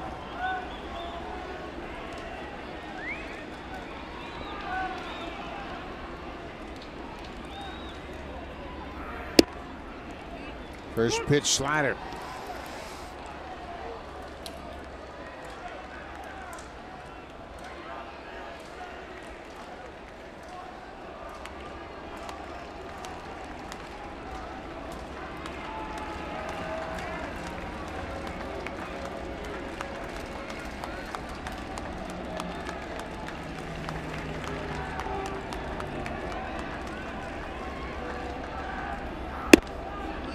Another slider for strike 2. Right on the same spot. I think you have to realize where you are in the lineup, who's on base and who's behind you.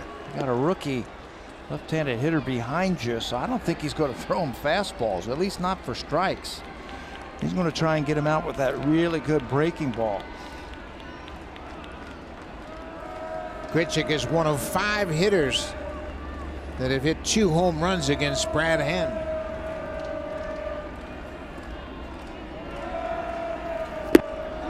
Slider for the strikeout. This time Hand gets a couple of strikeouts. He ends up striking out 3 in the inning. He hit Gurriel, but the Blue Jays leave a pair.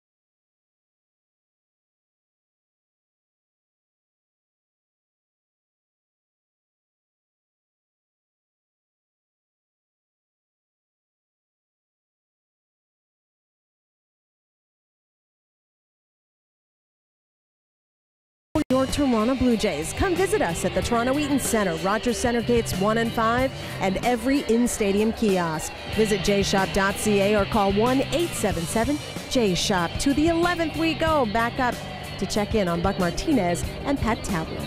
Thank you very much, Hazel May. As you see, the third catcher of the night for the Blue Jays, Reese McGuire, takes over defensively. Jonathan Davis, who entered the game as a pinch runner, takes over defensively in left field. Yeah, he will stay in the game and play left field. Pencil in Reese McGuire in that number 1 spot, the leadoff spot. Catcher Yan Gomes. Gomes had the home run in the 6th inning. That gave the Indians the lead at that time. The Blue Jays were tied up on the Rowdy Tellez RBI double in the 7th. That's a good pitch. Didn't get the call. Ball and a strike.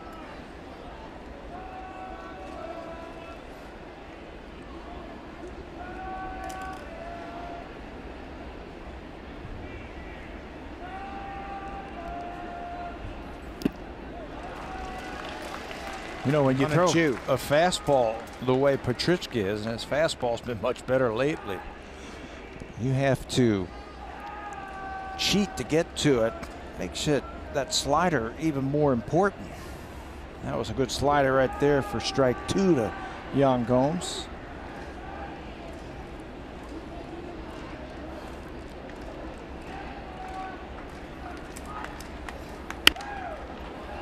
That's going to be over the dugout and out of play.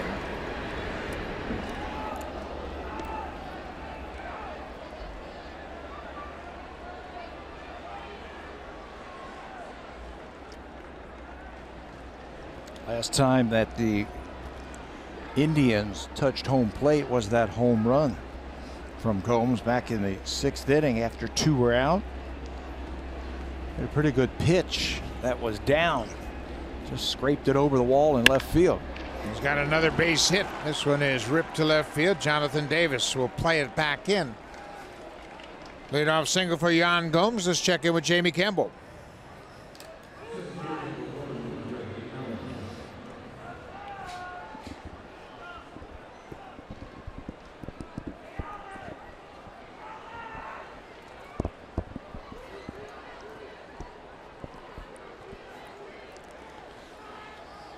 Well, what a season those 2 rookies have had for the Yankees, Gleyber Torres and Miguel Andujar. They have kept the Yankees in this thing. Greg Allen takes a strike. He shows bunt and pulls the bat back. If they keep that sacrifice on, what you want to do is bunt it up the first baseline. Diaz, the third baseman, is charging hard. But Rowdy, the first baseman, he's got to stay there and hold that runner on. Looks like they're going to bunt again. He bunts it foul. Cleveland has 23 sacrifice bunts this season, kind of a high number. You don't really think of them as a team that utilizes that, but they've changed their profile somewhat. They've got a little more speed than they have in the past. You get that leadoff hitter. 4 stolen bases tonight. You get that leadoff hitter on base. You've got to get him, especially where they are in the lineup here, down in the lineup. You got to get him in the scoring position and give your team 2 shots to try and untie this game. Fouls it back.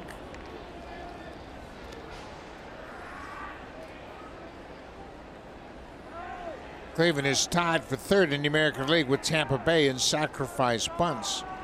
Texas Rangers, of all teams, lead the American League with sacrifices. Seattle was leading for the longest time.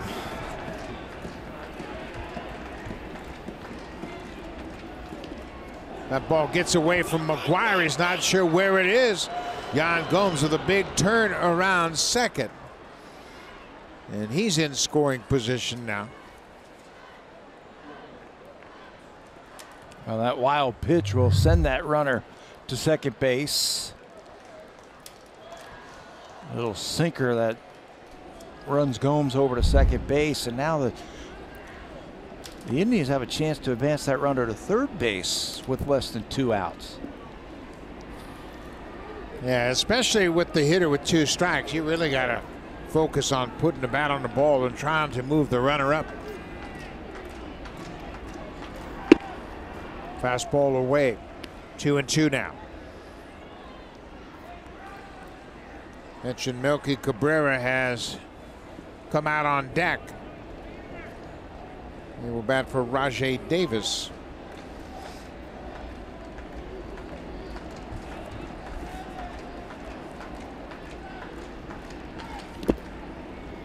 Full countdown. Yan Gomes started it off with a leadoff single, moved to second on the wild pitch.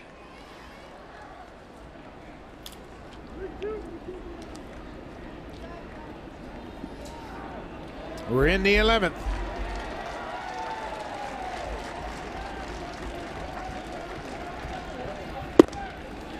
Allen draws the walk.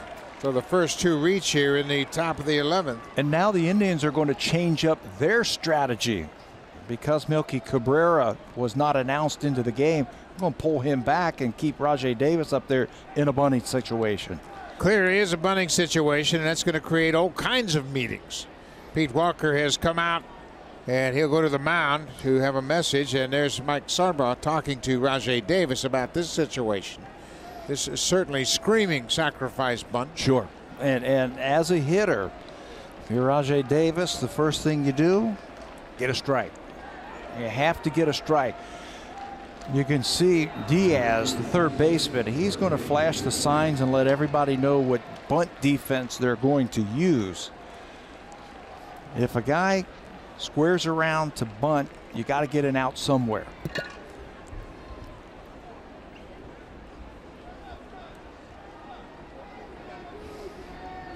Rajay Davis with 3 sacrifices, jabs at that one and pokes it foul.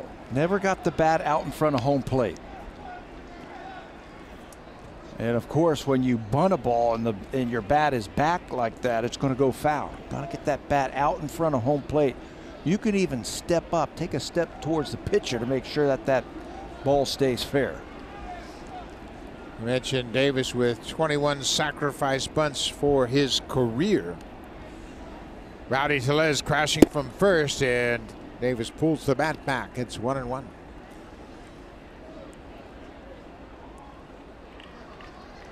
Right-hander Danny Barnes loosening up in the Blue Jays bullpen. Nobody out. Indians threatening here in the 11th.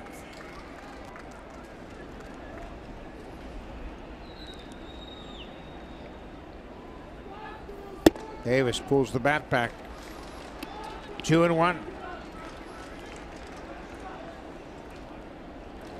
The Indians are willing to sacrifice an out. Petruchka's got to throw a strike. Rowdy Davis, the first baseman, or Rowdy Tellez, the first baseman, really crashing. Yeah, and that's why they're pitching fastballs away, trying to get Rajay Davis to bunt it to the first baseman. All those pitches are away, and Rajay's not biting. 3-1. Crowd getting restless here at Rogers Center. You know, I think if you're Rajay Davis here, you got to make sure this pitch is right down the middle if you're going to bunt at it. If it's not even down the middle, just take it. He bunts it to the pitcher. They got a shot at third. They'll get the lead runner. Rajay Davis squared and bunted it right back to the pitcher. Petruchka made a quick move and fires to Diaz for the force out. That helps. Fastball again, and see the bat is not out in front of home plate. So that ball goes right back to the pitcher. You'd like to get that third baseman involved when you're sacrificing. Now you've got some speed out there. Allen's at second. Davis is at first. Francisco Lindor is 0 for 4 with a walk. He has made 4 outs in the air. He goes after the first pitch. Yeah, he hit a couple of balls last night in the air, but they found the seats. He led off the ball game with this, and later on took another ball from Sam Gaviglio. That was in the 3rd inning, and did that. 33 home runs now for Lindor. Good breaking ball. Petruchka's ahead 0-2. Lindor has hit 33 home runs in each of the last 2 seasons. 2 home runs last night. He has matched his career high. He's had a tough night tonight. 0 for 4, as we've mentioned.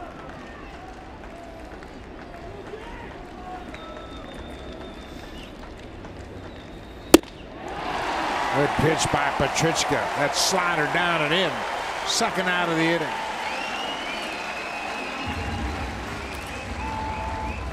A little second wind after that bunt came right back to him. Now he faces a very tough hitter and gets that slider underneath the bat. That's a huge out. Petruchka, after the strikeout, called his catcher out to the mound. Remember, these two had a chance to work together in Buffalo, so they have experience together. But Petruchka very definitely wanted to talk something over with Reese McGuire. Petruchka pitched in the American League Central with the White Sox, so I'm sure he has faced Kipnis before. So he knows about Kipnis. Kipnis is 1 for 3 against Petruchka. Fastball missed. Heck of a ball game tonight. 2 runs, 8 hits for both ball clubs. Cleveland has runners at first and second, but there are 2 outs. That slider got away from Petruchka. It's 2-0.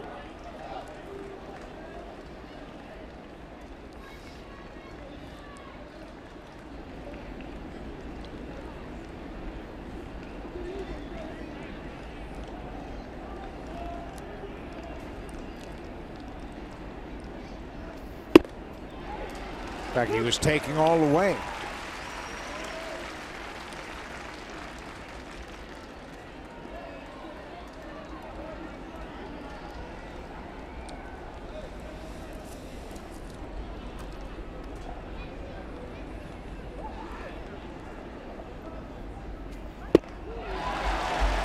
Took a little something off of that one. 89 miles an hour, but good movement. Maybe that was the message right there. My changeup feels pretty good.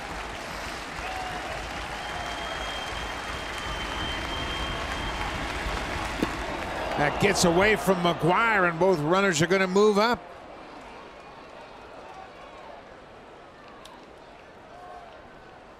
Second wild pitch of the inning. And that puts runners at second and third.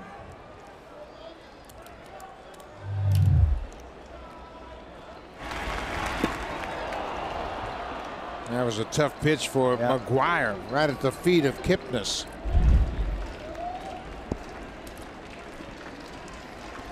Full count, 2 outs.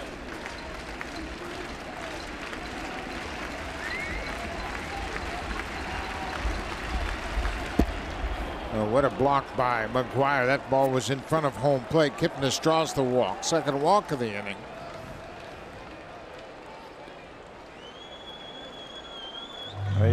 You have no idea where this ball is going to ricochet off that dirt area. It's a slider out in front of home plate, and a young catcher does a good job of keeping that ball in front of him and keeping this game tied. Well, we'll have a pitching change as Petrichka will hand things over to Danny Barnes. The bases are loaded in this 2-2 game. Barnes will come in to face Jose Ramirez. Ramirez is a 1 for 4 with an RBI. 2 outs. Game on the line.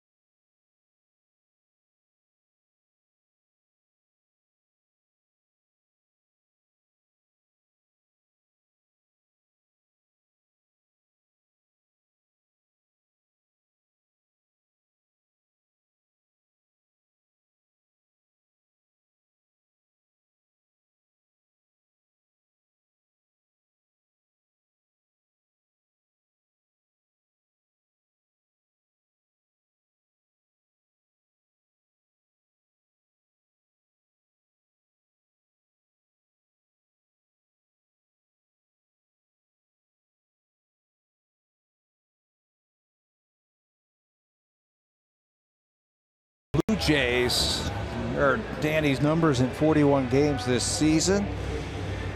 Fastball, command, changeup. He is coming in here with 2 outs, and he's asked to get a very tough hitter in Jose Ramirez. No place to put him. Blue Jays trying to defend bases loaded and 2 outs. The 8th Blue Jay pitcher to work. Playing Ramirez to pull on the infield. Bases loaded, 2 outs. Barnes delivers a first pitch changeup for a ball. Ramirez had an RBI single in the 5th.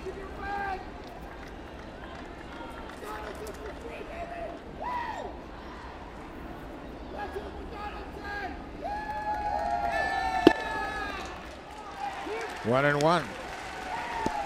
Ramirez asking the umpire, Alan Porter, if that was as high as your strike zone goes. He thought that ball was maybe up and off the plate. He becomes a tough out because he can hit the ball all over the place. Change up on the ground. Urania has it. Barnes gets out of it. The Indians strand the bases loaded. When we come back, Rowdy Tellez will lead things off. He's got a pair of doubles. Kevin Pillar has a single, and Aledmus Diaz has driven in a run tonight. It's a 2-2 game. We head to the bottom of the 11th.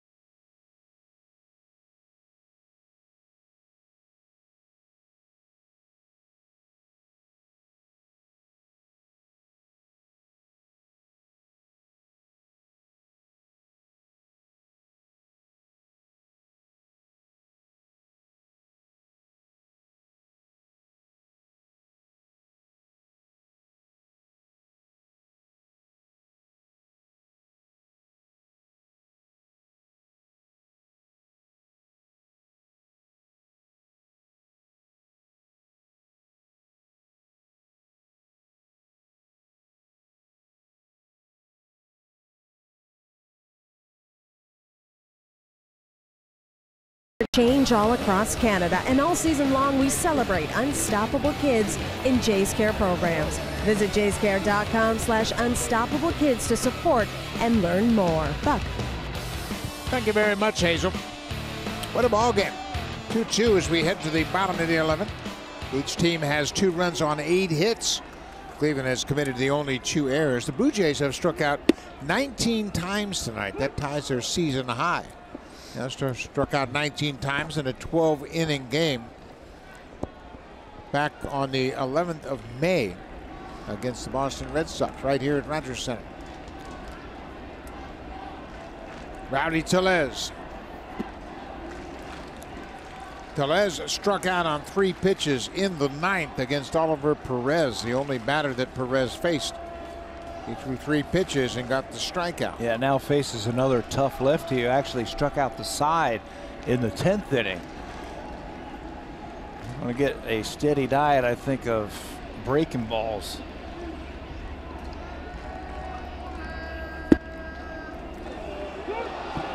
Looked like it might have been low. 1-2.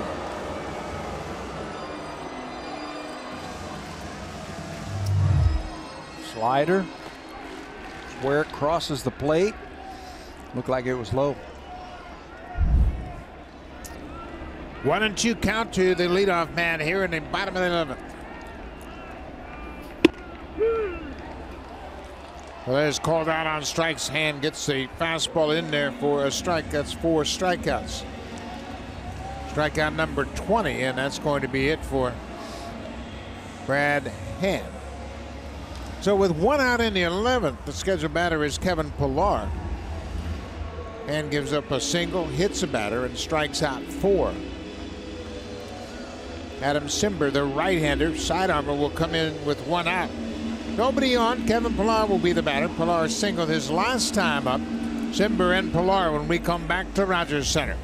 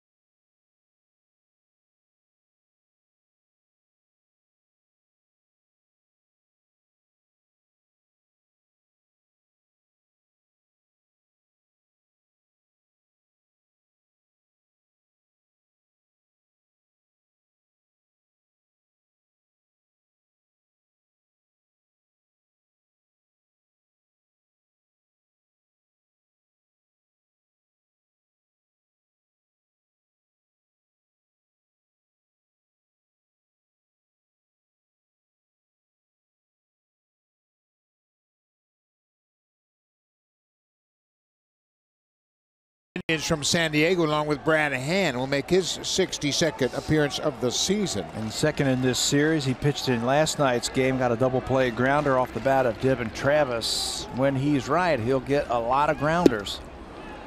Pillar shows bunt, pulls the bat back, takes ball 1.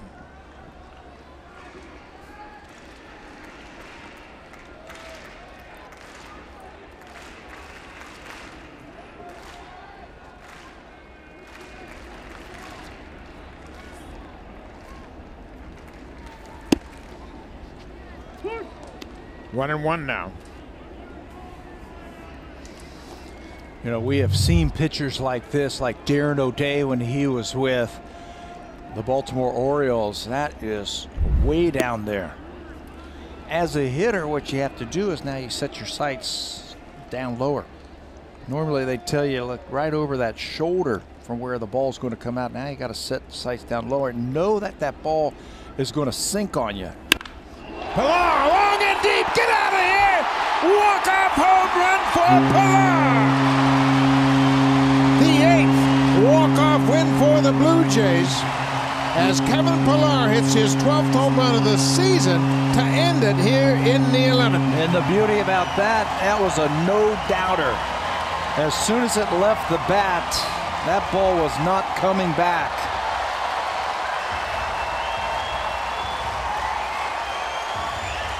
Blue Jays needed a win like that. Kevin Pilar provides it with a long home run. He absolutely crushed that thing. The Blue Jays with their 8th walk-off win of the season. First since July. Kevin Pilar had hits in each of his last 2 at-bats. And the home run comes with 1 out in the bottom of the 11th. And it makes a winner of Danny Barnes. Set your sights a little bit lower. And Pilar's a good low ball hitter. He got that low sinker. Look where the release point is on that pitch, and it stays right there. Right into that swing plane. And I'm telling you, this is a line drive that had no chance of going off the wall. That ball is gone in a hurry.